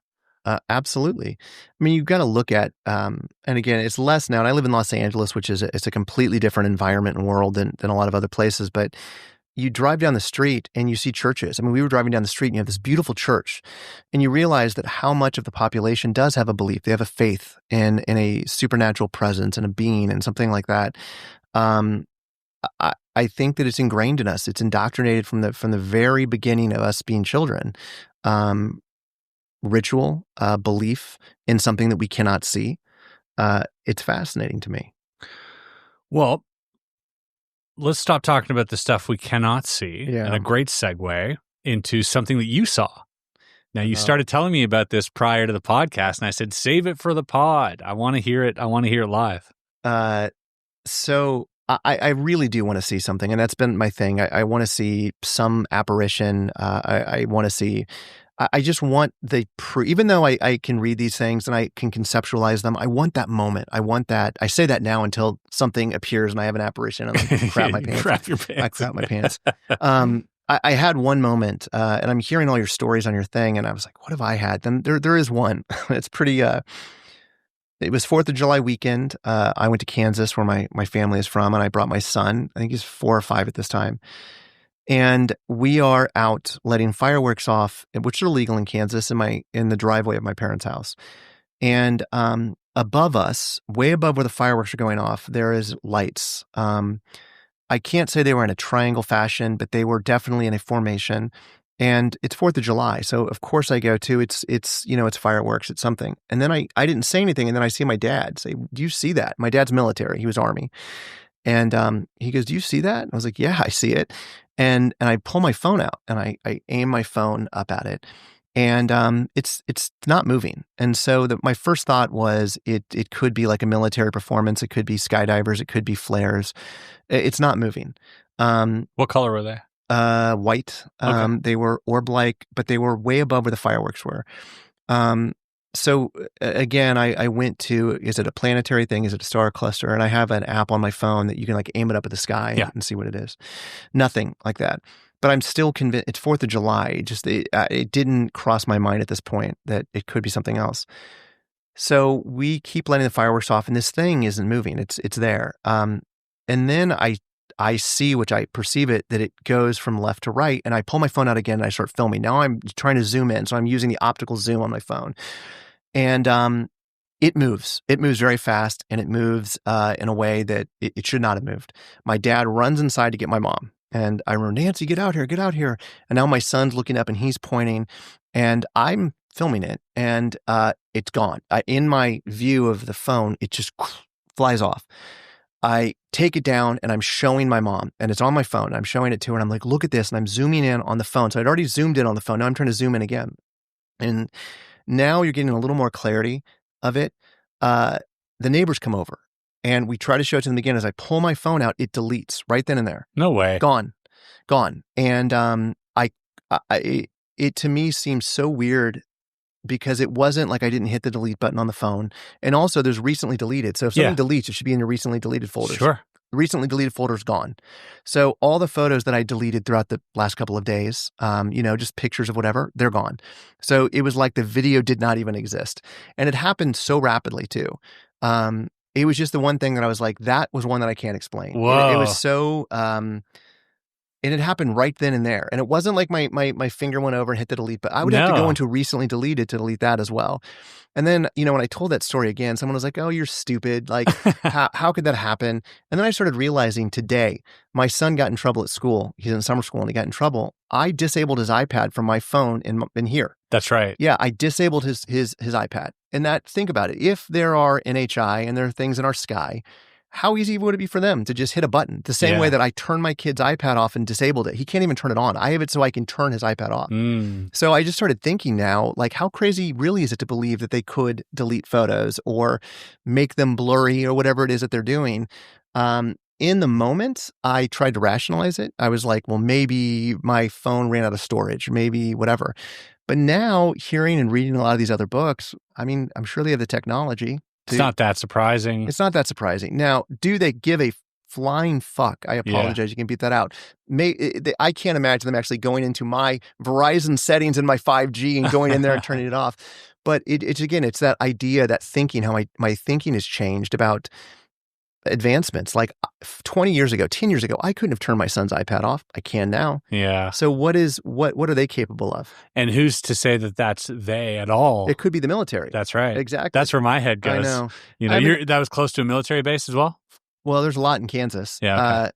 And that's what I always think as well, is that so many times, I mean, how much was a stealth bomber misthought of as UFO? Oh, not even just a stealth bomber. We had John Ramirez on here, and he was talking about, some of the early flights they did with the U-2 and like all sorts of but they were all painted silver because back then you didn't have a night vision camera or anything like that. So you didn't have infrared. So they would have to be visible. So they made them, they're weird shapes, they're silver. I mean, people would call these things all the time. They would call them in and be like, hey, Air Force, we got UFOs here. And then the CIA sent people to their houses, not to tell them they saw something they didn't, just to intel collection. What do you think it was? What is it? Exactly. Well, I have an interesting story. So I was shooting in a place called Al-Ula in Saudi Arabia, and it's the most remote place I've ever been. And there was a really cool moment where it's this desert, and as far as you can see, it's just sand and rock. And the guide that was taking us around he stops me and he goes, "What do you see?" And I said, "Sand." And he goes, "What don't you see?" And I looked around and he goes, "Look at the ground. What don't you see?" And then I realized, he goes, "Look behind you." And there was footprints. And I looked in front. I guess I don't see footprints. And he says, in this desert, when you step on the sand here, it'll stay here for decades because the no rain, the no wind. So your footprints will stay there. So if we were to go back now, you would see our footprints from where we walked. And so I'm looking at this beautiful, vast desert that had not been walked in for so long. And in this shoot, we had drones, and we sent the drones up, and we were going to get this huge picturesque shot. And as they go up there, they fall out of the sky. One falls, the next one falls. And we found out later that one of the royal family was flying in, and they have something to knock drones out of the sky. Whoa! And, you think about that, like 10 years ago, that would have been an alien to me. I would have been like, and now, no, it wasn't. It was they knocked him out of the sky. Whoa. So I think that so much of what we do see could be that. But that thing on 4th of July, which was just, more than anything, I thought, I'm an ant. Why would they care about what was on my phone? But it did happen, and it was one of those things that I can't. I was going to ask you. I was like, "Can we see it?" And then I know. It was, but it happened right then and there too. Like we're standing around the phone, so it was a crazy situation. That's a cool moment, but that's a cool micro confirmation, of, hey, I really want to see something. They're like, okay, but here's the caveat. You don't get to keep what you see. You can see it without your phone. Well, I mean, like everyone else, I would get frustrated. I told you the first book that I read is my first adult book was Communion. I agree. Like I'm on Reddit all the time, and why are they blurry? Why are they out of focus? Why this? As a filmmaker, we have HD cameras on us all the time, but then you realize if they are as advanced as I am with my son, then I could stop anything. Not to mention gravitational distortion potentially, and not to mention if there is some type of adjustment bureau type deal happening in this sphere, that like anything of consequence will get snuffed out anyways. Now that's fringe theory, but I mean it's it's not off the table. Well, as a filmmaker, I have to ask you, what are the movies that you watch, whether UFO, alien, that have affected you the most? That have affected me the most. Interesting. I mean, initially Fire in the Sky. Yeah, the abduction scene in that gave me nightmares as a kid. I mean, that is one of the most horrific 15 minutes of filmmaking. I mean, that it's even now it's hard to watch. Yeah, it was tough because unlike any other horror movie that I had seen, and I'd seen quite a few. I was 9 years old, but I had an older brother, right? So I remember watching Leprechaun, which I know you're a fan of. Yeah, Sore spot. Let's not talk about that. Yeah, I wanted to remake Leprechaun for years, and I was kicked off that movie. So I remember watching Leprechaun. I remember watching Event Horizon, like at a young age. Yeah. Dude, it's a wild one. And talking about interdimensional hell, you know. But Fire in the Sky, what was so interesting and unique about it was that there was never an explanation given for any of it, right? And that didn't sit well with me as a child. I watched this based on a true story. First of all, an adult telling me that aliens are real. Okay. And I'm seeing this, and all the while I'm waiting for someone to tell me why. Yeah. Right? I'm waiting for someone to say, oh, that was just, or they wanted this, or for the aliens to have a conversation among themselves that we could listen in on. Nothing. We were given nothing.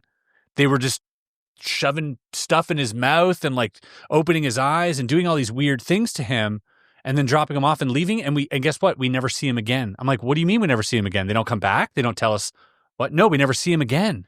Well, I think that probably is life. There's no resolution or explanation that we're ever going to get that's going to satisfy us. But that's what sent me on the quest. I had the same feeling. That movie unnerved me, and literally so did Communion. Maybe it was Christopher Walken's face that just scared me, but I mean, that guy's NHI for sure. I know. You know, as a kid growing up and trying to wrap my head around this thing, that there is something that is could come in your house in the middle of the night and paralyze you, and you can't do anything about it, terrifies me. I remember Poltergeist too was another one when I was a kid. But let's be honest, though, Killer Clowns from Outer Space might be the best of them all. You know, I have a fun, the same, this ties back into 11/11. The editor, his name was Martin, who was the assistant editor on The Shining, told me the greatest Stanley Kubrick story. I asked is it that he faked the moon landing? Okay. No, stop. No, here's the story. No, stop. Okay, listen, it's not that. So I said, you got to tell me a Stanley Kubrick story. And he goes, okay, I got one. He was also an assistant on Dr. Strangelove. And he said that one day, and this is in the day where, you know, you didn't have cell phones. There was a landline phone, and it would ring. And he said that the phone would ring, and he was never supposed to answer the phone. And he said the phone kept ringing and ringing and ringing. And he finally picked up, and they asked for Mr. Kubrick, and it was someone at the Pentagon. And they put him on hold and said, Mr. Kubrick, it's so-and-so at the Pentagon. Stanley gets really frustrated. He takes a breath. He picks up the phone. He waits for them to say something, and he hangs up the phone and takes it off the hook. And I'm like, what did that mean? And I said, I goes to the moon landing. He goes, he would not talk about it. He wouldn't address it. He believes what it was Dr. Strangelove dealt with, you know, the war room and dropping bombs, that there was I don't know if it was an agency or what. When you had movies that dealt with that, you had to show them. There was basically a protocol that they had to watch it to make sure that it's like a Dopster. Yeah, but I would like to believe it was about the moon landing. I would too. But he didn't confirm that. He just said no. He hung up the phone on them and took it off the hook. Well, I mean, there was that scene in E.T. where they replaced all of the guns with walkie-talkies. And there's also Flight of the Navigator. Love that. Which is great, by the way. And what a prophetic movie in terms of technology. Yeah, I just show that to my kid. That's and that was filmed on the at the Kennedy Launch Center there. That was real NASA stuff that was being shown. So that hangar where they had it in was an actual NASA hangar, right? And so when they filmed it there and they got the okay to film it there, it had to go through a bunch of screening where they were like, wait, is this too close to home? I always wonder this. I'm fascinated with conspiracy theories, but so much of it is a conspiracy. There's nothing behind it. It's, I've read a lot of websites and gone down rabbit holes about Hollywood being infiltrated by the CIA or, people that are putting imagery I put tons of occult imagery in my movies. Tons. They're hidden in the background. I go out of my way to do things that I want people to find that most people don't find. No one's telling me to do it. It's just something because I'm fascinated by it. There's no one whispering in my ear. I do wonder on some of these movies, like you always hear about like Steven Spielberg on E.T. Was Jacques Vallée or Close Encounters of a Third Kind, was he whispering in his ear, you need to do this, you need to do this? I often wonder that. He had like skunk work boxes like during the taping of that. He had that hand scanner, which Bob Lazar, right? You know, like so many little things that are like you said, and I believe that as well. I have my own belief about Spielberg, but I do believe that he is a fan of the UFO stuff. Yeah. And if you're a fan like you are of the occult, that's just it. I go out of my way to put it in there and give production designers things to do. That's right. So I think so much of it is that, like, if you have an interest, you will put Easter eggs in your thing. And then 20 years from now, I'll be a CIA shill because, look, he's got this, this, and this. In reality, I'm just geeky and I love that stuff. That makes sense to me too. But I do wonder how much of it is there that other side. Like, what was that call from Stanley Kubrick? I don't know. I have this theory about Steven Spielberg. I want to hear it. That I hold dear and I really want it to be true. Okay, we got this guy who's the most, prevalent movie director of our time. Beside Darren Bousman in 11-11-11. Yeah. Okay, go ahead. Close second. Yeah.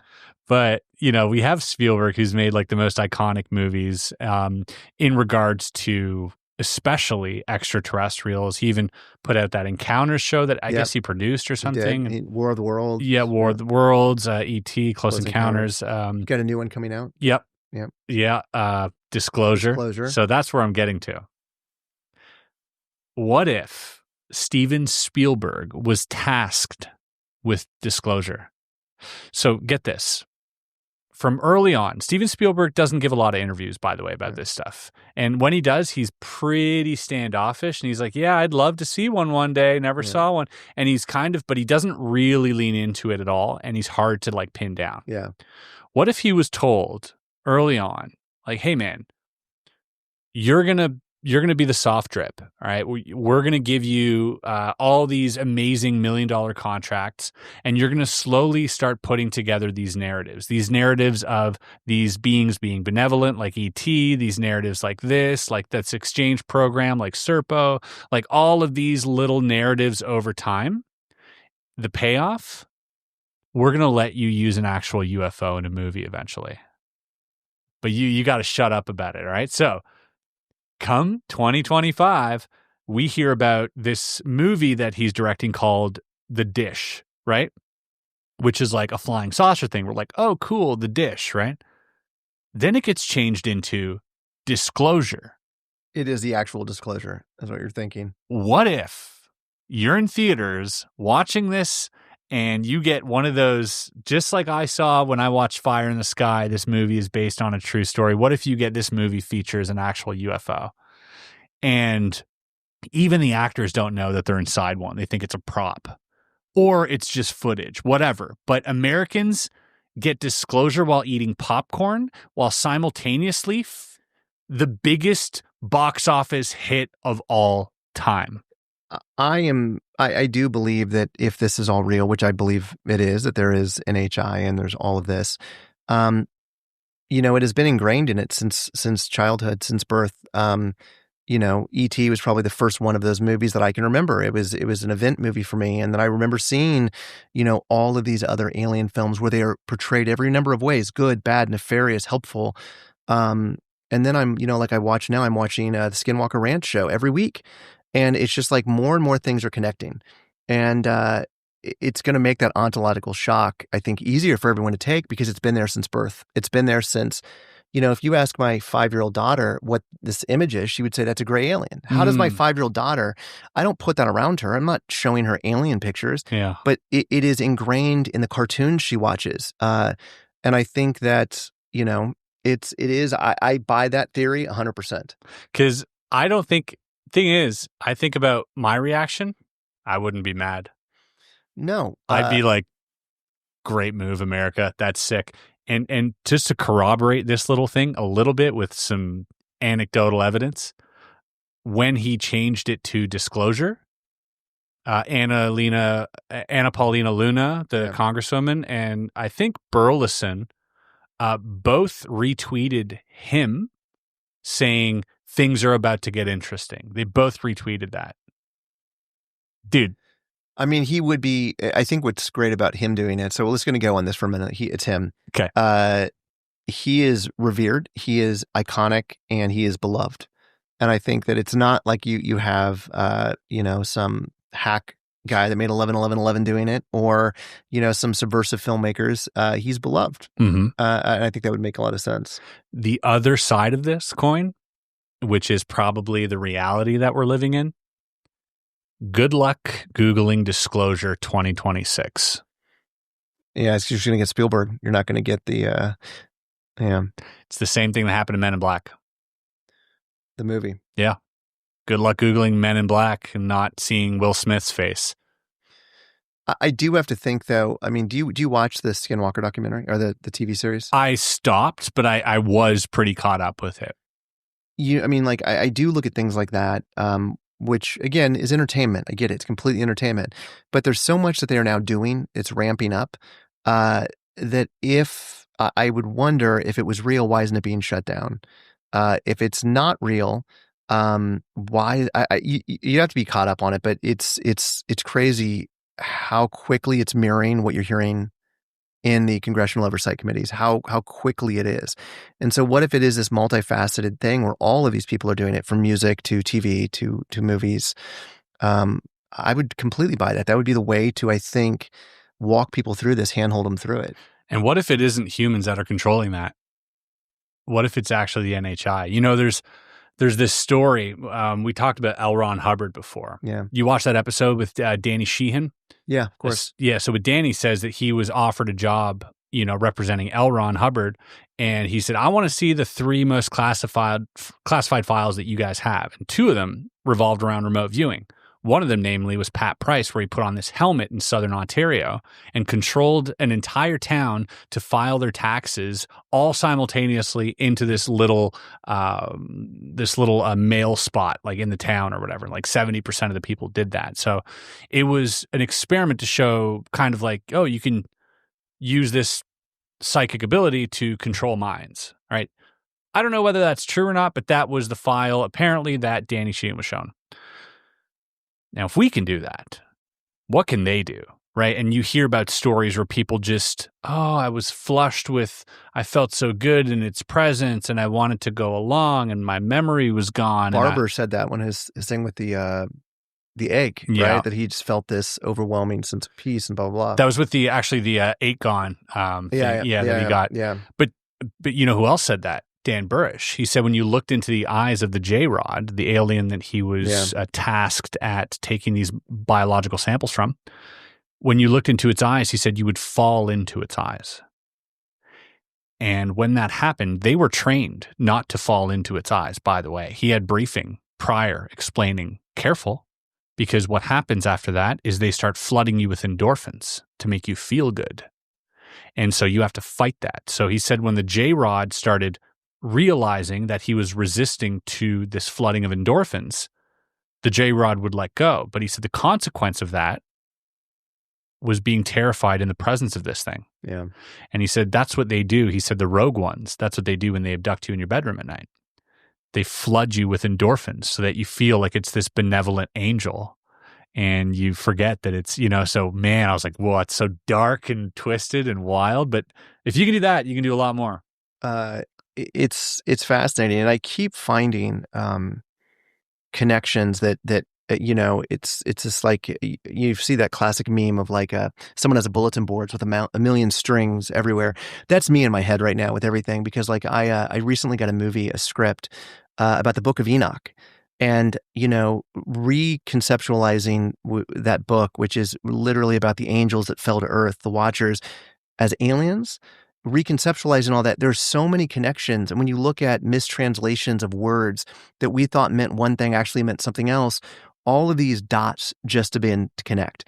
And it feels like it's this endless black hole that we're never going to get an answer. And I hope it is Spielberg in 2026 with this movie. You're on board with my conspiracy theory now. I want that. I want that to happen. Same here. I'm going to use all of the Magick and Occult intention to make that happen, because that would be awesome. I have the same feeling. I'm like, this is the one I hold dear. I'm like, please just let this one be true. It's building to something. I mean, like I said, you cannot open the news now without seeing something in there that's NHI or UAP. It's building. Yeah. If you were to rate your top 5 UFO/alien movies in no particular order, what would those be? Who would make the top 5? Oh, it's so hard. I mean, I definitely, Communion has such a huge part for me because of the book, then going straight into the movie. Fire in the Sky, obviously.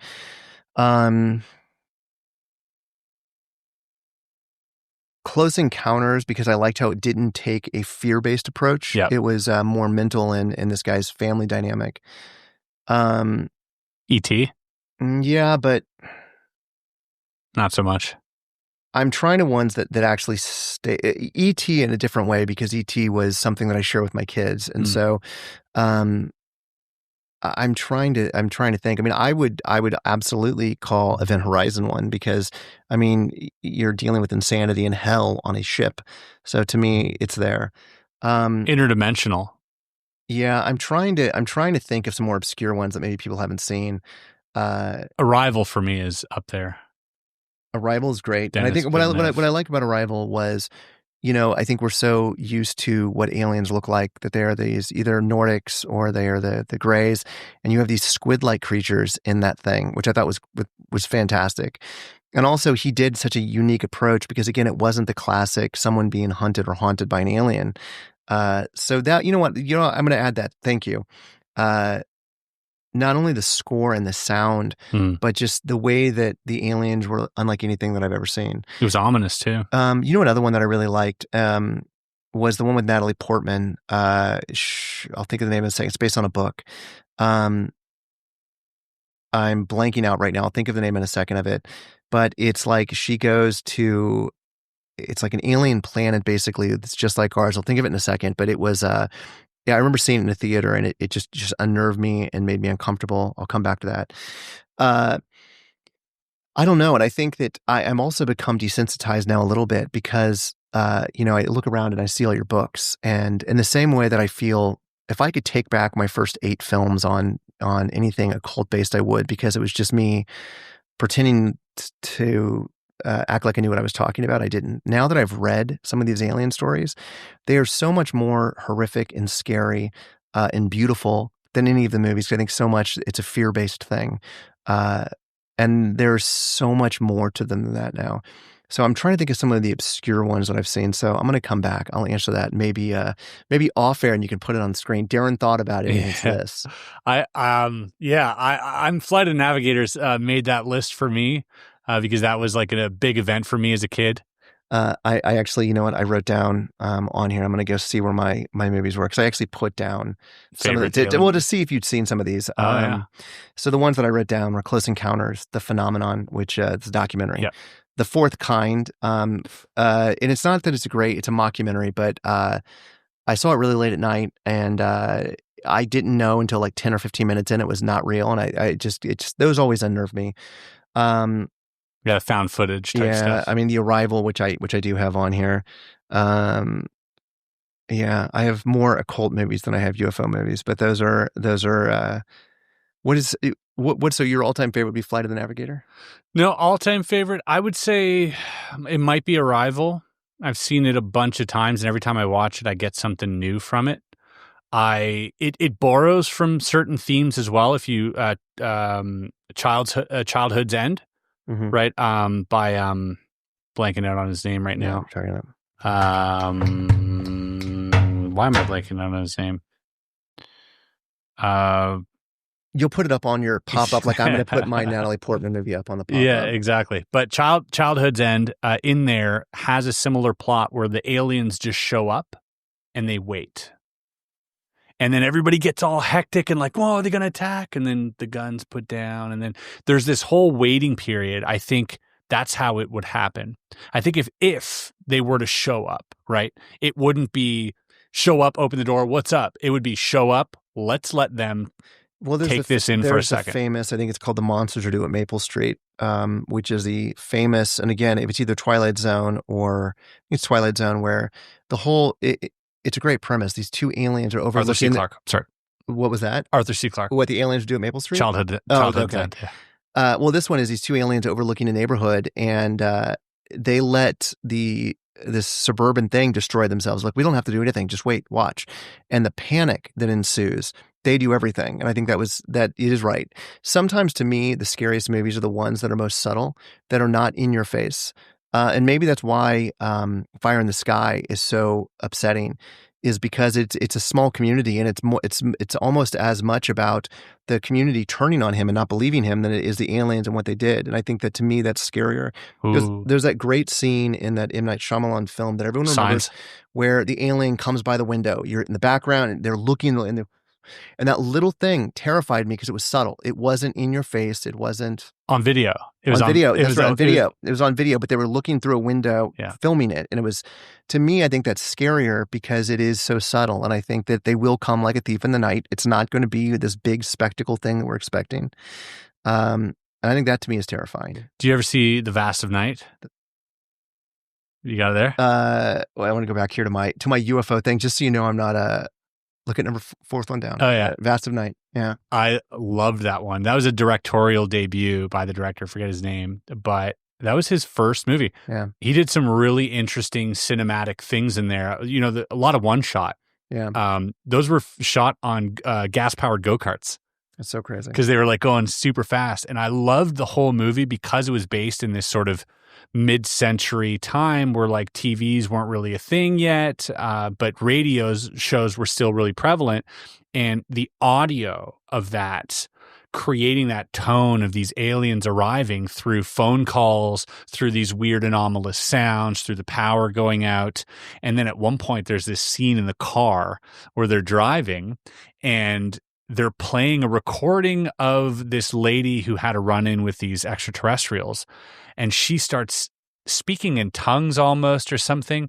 And the driver and the passenger just start going like this. Yeah.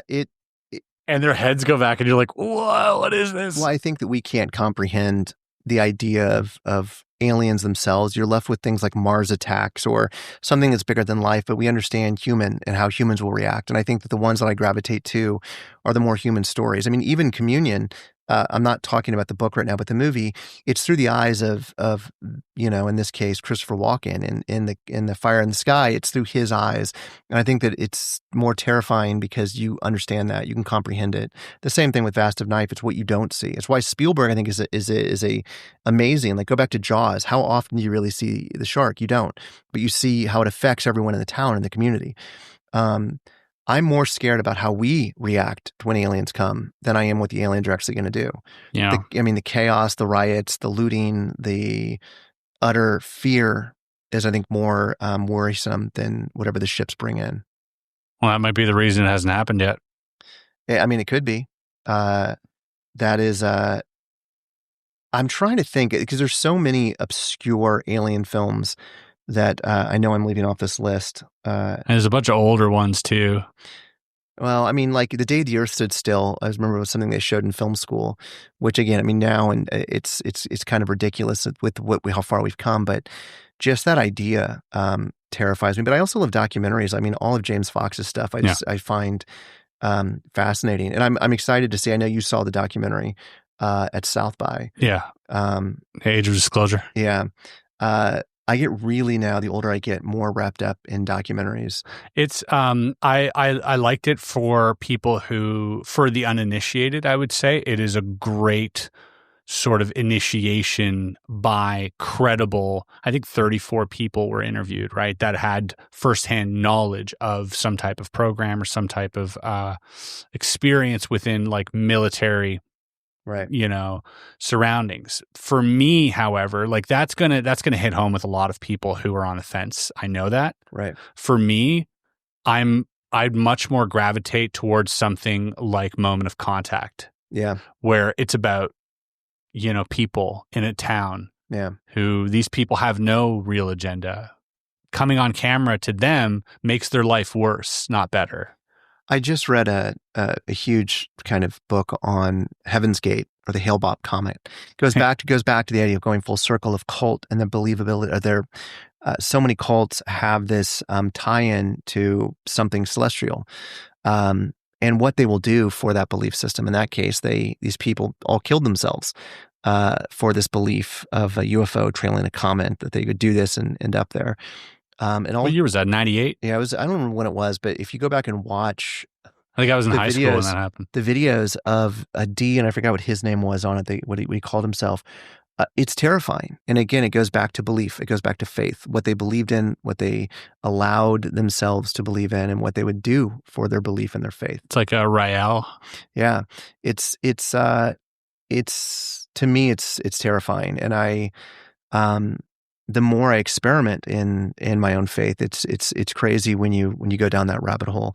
But for those that don't know, I mean, the Hale-Bopp thing or the Heaven's Gate cult thing is pretty horrific. Yeah, I mean, it's akin to like the Jonestown stuff. People drinking Kool-Aid, pretty much. Pretty insane stuff. But yeah, that idea of ascending to something higher, some higher purpose. And I mean, I can't even imagine. Unless they're all the correct ones and we're not. Like maybe they are on the back of that comment somewhere, and I don't think they're laughing at us right now. I think if that's the case, we'll all end up on the comment eventually. I just want now I'm fascinated with your Spielberg thing. I want that to happen. That's his fourth movie, I guess, right? E.T., Close Encounters of the Third Kind, War of the Worlds. This will be his fourth. Yeah, and he did the Encounters thing. He did the show. Yeah, the show. And this, I mean, you have to expect this. He's getting up there as well. You'd have to expect this to is this the magnum opus? Is this? I was hoping that when Jimmy Carter, before he passed, he was going to drop some deathbed confession about what he knew and what he heard. You've heard the story about him, hearing all that information. I keep waiting. For that person to do the deathbed confession. Deathbed stuff is the most compelling stuff.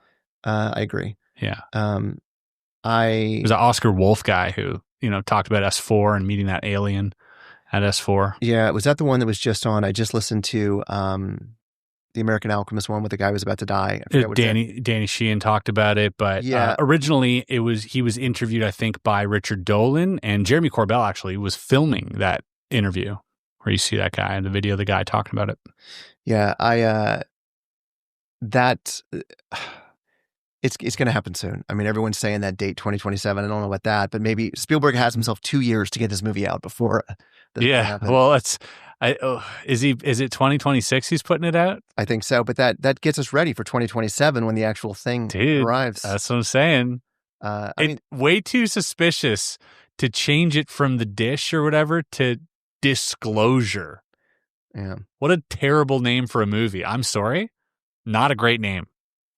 I just don't know any other time that it has been this prevalent and this accepted, where I remember talking about UFOs at Christmas dinner 10 years ago, and my mom would be like, stop, don't talk about it. Now, it's on C-SPAN. Yeah. That you're watching. I don't know when else is entertainment that I've sat down and watched a joint oversight committee, talking and whatever. I mean, I sat there and watched it if it was the Super Bowl. Yeah.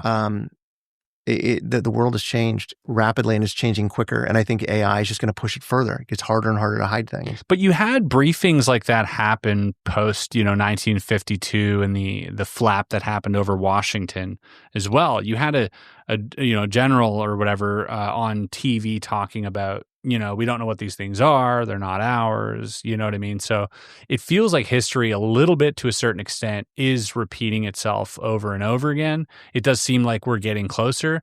But the one thing that is coming more and more clear for me is that disclosure is not going to come in the form of some redacted document. And it's not going to come from any figurehead telling you, whether a president or whether anyone else. It'll come from a personal belief system. If I told you, I have irrefutable proof of Jesus Christ, will that make you believe in Jesus? Do you know what I mean? Yeah. And I think that you just hit it, is that it took me wanting to know sleight of hand to go down the rabbit hole, to accept books that I never thought I would read and go down rabbit holes I never thought I'd go down, because I found it was a way that I understood it, and it was a way that worked for me. Mm. And I think that I still sound like a crazy person when I talk to my wife about it or anything like that, because you're trying to conceptualize volumes of books in a 2-minute conversation before their eyes glaze over, and you're trying to get those bullet points out. It made sense to me. I think that every person's going to come to it on their own accord of what makes sense to them. Yeah. But, it challenged my belief system, and it all started with double lifts and cards. And I was like, how do they do that? And now here we are years later, and I am, probably spent my kids' college fund on esoteric texts and, ritualistic documentation, all for the same reason. I want to understand why people believe this, why they think it, and how it works. But it will be unique and individual for everyone. At least right now it will be until Spielberg puts out his movie. Until there's a UFO on the lawn. Yeah. On the lawn of the White House. Exactly. Yeah. Exactly. I'm going to go start. We got some questions here coming in from the members. So if you're a member for $5 a month, you can become a member of the Area 52 team, basically become an intern, and you have access to so many different things. I'll put my eighth. Oh, look at this guy. He's a real member. Yeah. So you guys can check that out. And with the membership, you get all sorts of cool stuff, but namely you get to ask our guest, or you get the opportunity to ask our guest a question. If you give me a second, I'm going to go turn that on. My mom told me a cool story. My mom was, I found out recently my mom had a secret. She had a top secret clearance. She never told me until she was in her mid 70s. She worked at I'm telling you this, I don't think this is you shouldn't put this on. Okay, got it. She was a secretary, and she had to get clearance, and it took 6 months of interviews with her neighbors, her parents. She said that every time that she would leave work, she would have to take the typewriter ribbon out of the typewriter and send it into a bank tube that went up. And she said one day after 3 months of working there, she got called into an office, and she said there was like 6 men there, and she's never seen them before. They had their arms crossed, and they had like 6 typewriter ribbons out, and they made her sit down, and they said, what were you tasked to do here? And her job was take dictations, type the dictations out, or handwritten letters and type them out, and then send them to the person. She was correcting the grammar and the shit. And so she was correcting the misspellings and grammar. That was code. And so by correcting the grammar, they thought that she was fucking blah, blah, blah, but they were looking at the typewriter ribbon thing. Whoa.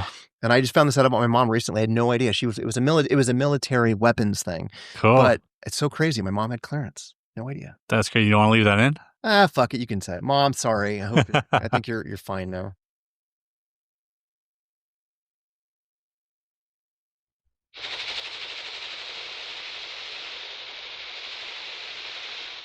I couldn't resist. No, I don't want to play a game. I would be the first one to die in a Saw movie. I am terrified of blood and violence.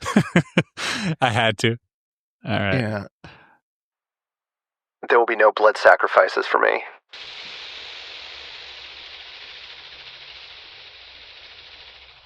All right, first question here from the members. What is your most prized occult piece in your collection by Hex? My most prized piece of my collection, I have I don't know, I guess you would call it like lecture notes of a secret society and their meeting notes from 1928 that is the basis of the world that I built called the Tension Experience. The Tension Experience is the immersive theater show. And take a cold out for a second. It's a very simple premise. The show is about a family is trying to pull their daughter out of a cult, and you as an audience member are going into a compound to get her out. But I wanted to populate it with real belief and real thought in what this organization believed in. And I was at a flea market, and I found a folder, and in this folder there was this. It's not that it's so old that it should be doing this, but it crumbles when you touch it. So the paper is very cheap and it crumbles. I used the art, I used the diagrams, and I used about 80% of the text to base all of the Tension Experience and the sequels that I made on that. What was it called? Brotherhood of, I'm trying to remember the last name. Because now it's framed on a wall, so I should know the name of it, and I don't because I'm scared of breaking it. But it was Diane Fortune, who is a famous occultist. It was one of her lecture series, and they formed like it formed its own like offshoot. She wrote, there's a bunch of books. One of them is Practical Occultism, Sane Occultism, but and it almost looks like something from a Freemasonry lodge or a magician's lecture notes. You know, when like olden days when magicians do lecture notes. So it was individual pamphlets. I think that to me, just because it was such an important thing for me in my narrative to be able to try for my first time to say, I'm not going to do the Hollywood bastardization of what I had been about, oh, it's the devil and it's black magic. And it wasn't like that. It was more philosophical and internal than it was outward and like ridiculous. So I would say that by far is probably the coolest thing that I have. That's awesome. Great question, Hex. All right. Uh-oh. Phenomenal question by Gina here coming up. Gina got heater questions. Love this question. Do you think disclosure would kill horror or feed it? It's a great question, Gina. There was a thing done recently about the pandemic, and it was conducted, I want to say it was University of Chicago. They realized that people that were fans of horror had a much easier time dealing with the pandemic than people that were not. And the reason why is because as a horror fan, you immerse yourself in the macabre and the horrible. Zombies attacking a cabin, aliens coming down, and you live through that horror. And I think that, to me, the horror audience is probably the most grounded, rational group of people, because they live out their fantasies on screen and then they're done with them. But if you look at trends of horror, I think every time that there is a world war, every time that there is a great tragedy, there is an influx of horror, because it allows us to work out our anxiety, our fears, our paranoias on the screen. So I don't think it would kill horror. I think that it would feed it and it would fuel it. But I would think if there was, at least for me, if disclosure happened, I would probably, I don't know if I'd make another horror film. I'd be so fascinated I'd go down that rabbit hole like I did in 11/11 and lose my mind again. And I think that, but no, I don't think anything's ever going to kill horror.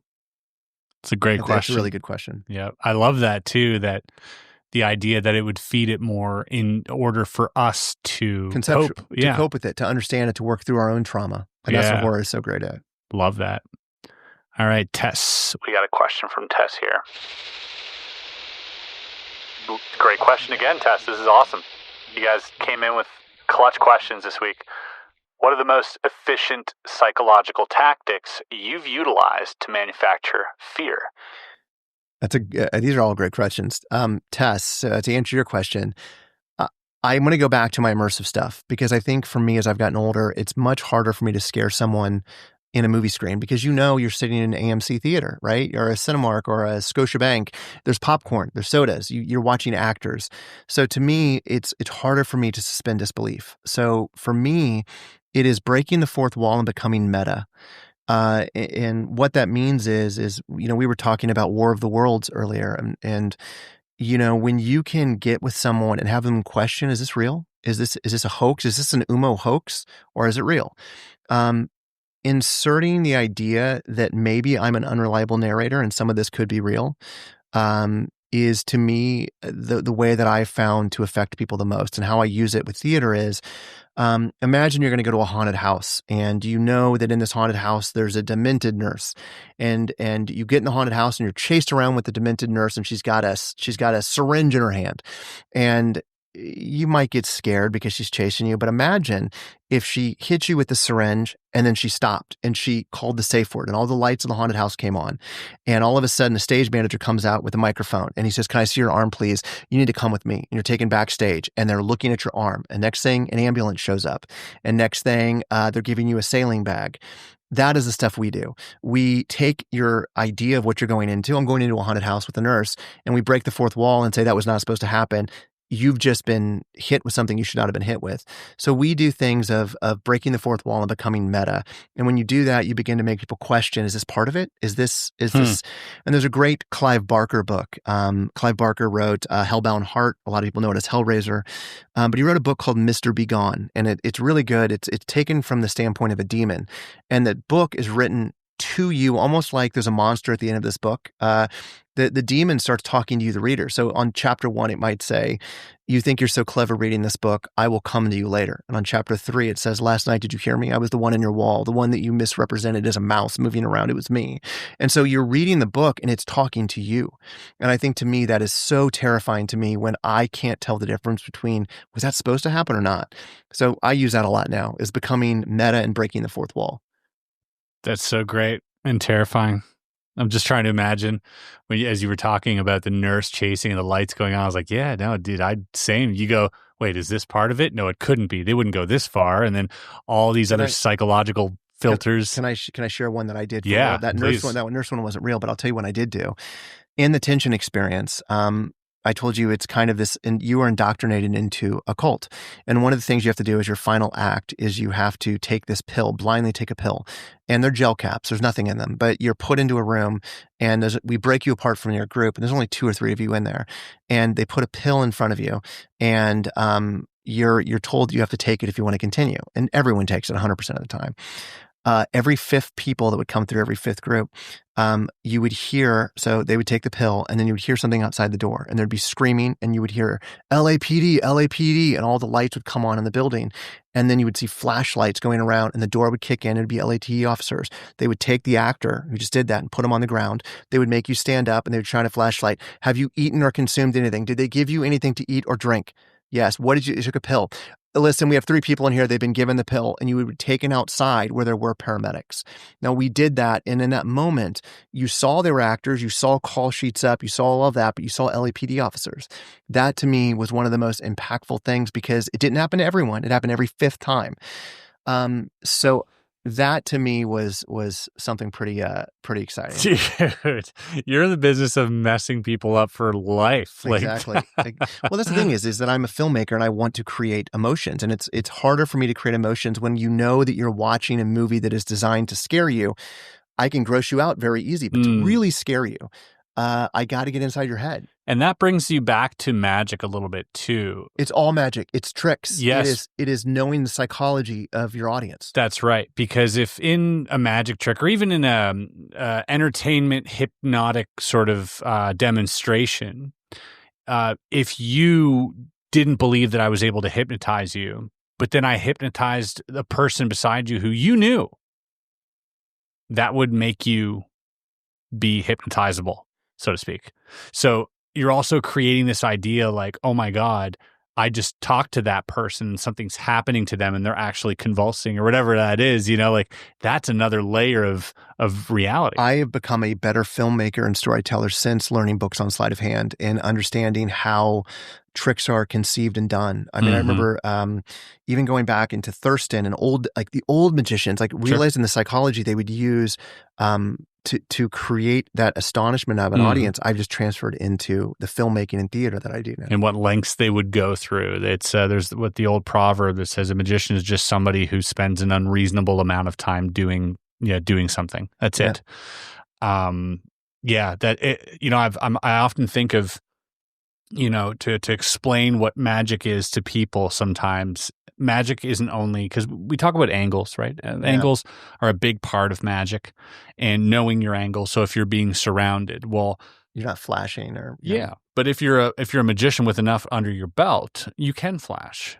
Thing is, you might be you might have to manufacture what it is you're flashing. By flashing, we mean like showing the method behind something, right? So if I'm aware that someone's behind me, I might do something where purposely they get to see something, but I'm now manipulating what it is they're seeing. So their explanation of what happened can be canceled out with the next performance. You just hit on you brought this full circle again. There's a magician named Mike Pashota. He performs the Magic Castle. Magic Castle, yeah. He has one of the greatest things where I gave you a horror version of what I did. I'm going to give you a non-horror version of the same idea, and it came from Magic. He does a trick where he I don't think if I'm revealing a magician's code, beat me out here. I don't think I am. He asks 3 people to come up with a card and you do it together. So it's not like a magician's choice. He's actually saying, you give me a number, you give me a color, you give me a suit. And then he goes, I knew you were going to say that. And he pulls out a card from his pocket. And when he does it, he flashes and he's got what's called a pocket index. And in that pocket index, it's every card. And he puts it down and he's like, oh shit, I flashed, He didn't I? flashes the back of a bunch of cards. Yeah, and he goes, I flashed, didn't I? And you're like, yeah. And he's like, oh, that's all right. And then he pulls out all the cards, and they're all the same card. So you thought he flashed, but he didn't. That was part of the thing. But your mind breaks at that point because you thought you saw something you shouldn't have seen. That's right. It's the same idea. He broke the fourth wall. He became meta with it by breaking the trick to say, did I just flash? And then he goes one step further, and your mind just breaks further. And he was in control all along. All the time. And that, to me, is the magic that I take now into the storytelling that I do and how I use psychology to fuck with an audience member. That's right. And that's the best magicians is what they do. Max Malini, he would do the lengths that this guy went through. This is like 100 years ago, but he would invite people over. He would have like 20 people over for this feast, this beautiful feast, right? Like this big turkey dinner. And the turkey would be sitting on the table and everything's like, oh, everybody's hungry. And the discussion, he would psychologically manipulate the discussion to the occult a little bit, to where we'd start talking about bringing people back from the dead. But he wouldn't bring it up. They would bring it up through conversational psychology and social sort of tricks.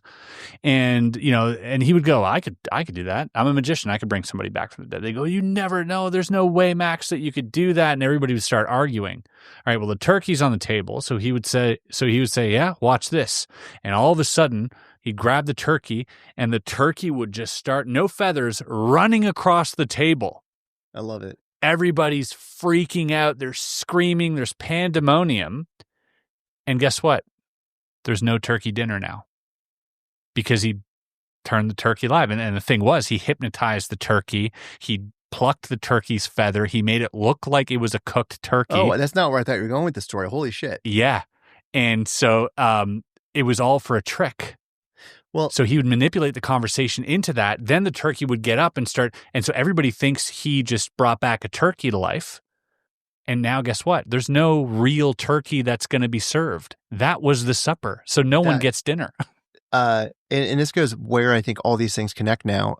My office, I guess I mentioned, it's got these weird esoteric books and it's got magic books. One of the things that I've done, I figured out I could never be a sleight of hand artist like yourself. And I can stare at your hands and I know what you're doing and I still can't figure it out. I understand the methods, but I'm a storyteller, right? I'm a storyteller, and my hope as a storyteller is I can elicit a reaction. I can get an emotion out of you. So in my office, I have designed numerous arcane-looking occult paraphernalia that's magic tricks that I have made specifically. I'm going to give the guy a plug. This guy, Lebanon Circle is his thing, and he makes these amazing tricks. And you'll see like a Victorian ashes box, or you'll see this old arcane-looking hourglass. And so what happens is when people are over at my house, inevitably something will come up about the occult because they'll see my books. And then I'll say, I dabble in magic. And then I will use real magic things from real occult that I have read and used, and I will turn it into something in my room that is already ready to go because I have 20 things in my room ready to go, and depending on where you're looking, what you're doing. And what I'll do is I will create horror in that moment because it doesn't look set up in the same way that he would hypnotize a turkey. That's right. And go impromptu. And you hear those stories about, oh my God, the actor, he did 52, Ricky Jay. Yep. I've read these amazing stories about him where he did the equivalent of the fishbowl trick with ice, where he would show up to a diner and have this huge giant slab of ice, and he would do this insane setup for this just one person trick. I thought, I love that to me because it allows me to be a horror storyteller in my office and get under somebody's skin in a way they were not expecting. If I pulled out a deck of cards and said, let me show you a trick. No. In this case, it is, what is that weird Egyptian thing over there? Oh, I got that in Egypt, and it's supposedly this cursed object. Leave it alone for 2 hours. And then 2 hours later, they're looking at it after a little wine and like, what do you mean it's cursed? Boom, there's the magic trick. Yeah. And I think to me, that is the sweet spot. And again, it combines my love of storytelling, the occult, magic, sleight of hand, psychology. Yeah, and that's why we see, and I reference it a lot, but we see it a lot with intelligence agencies.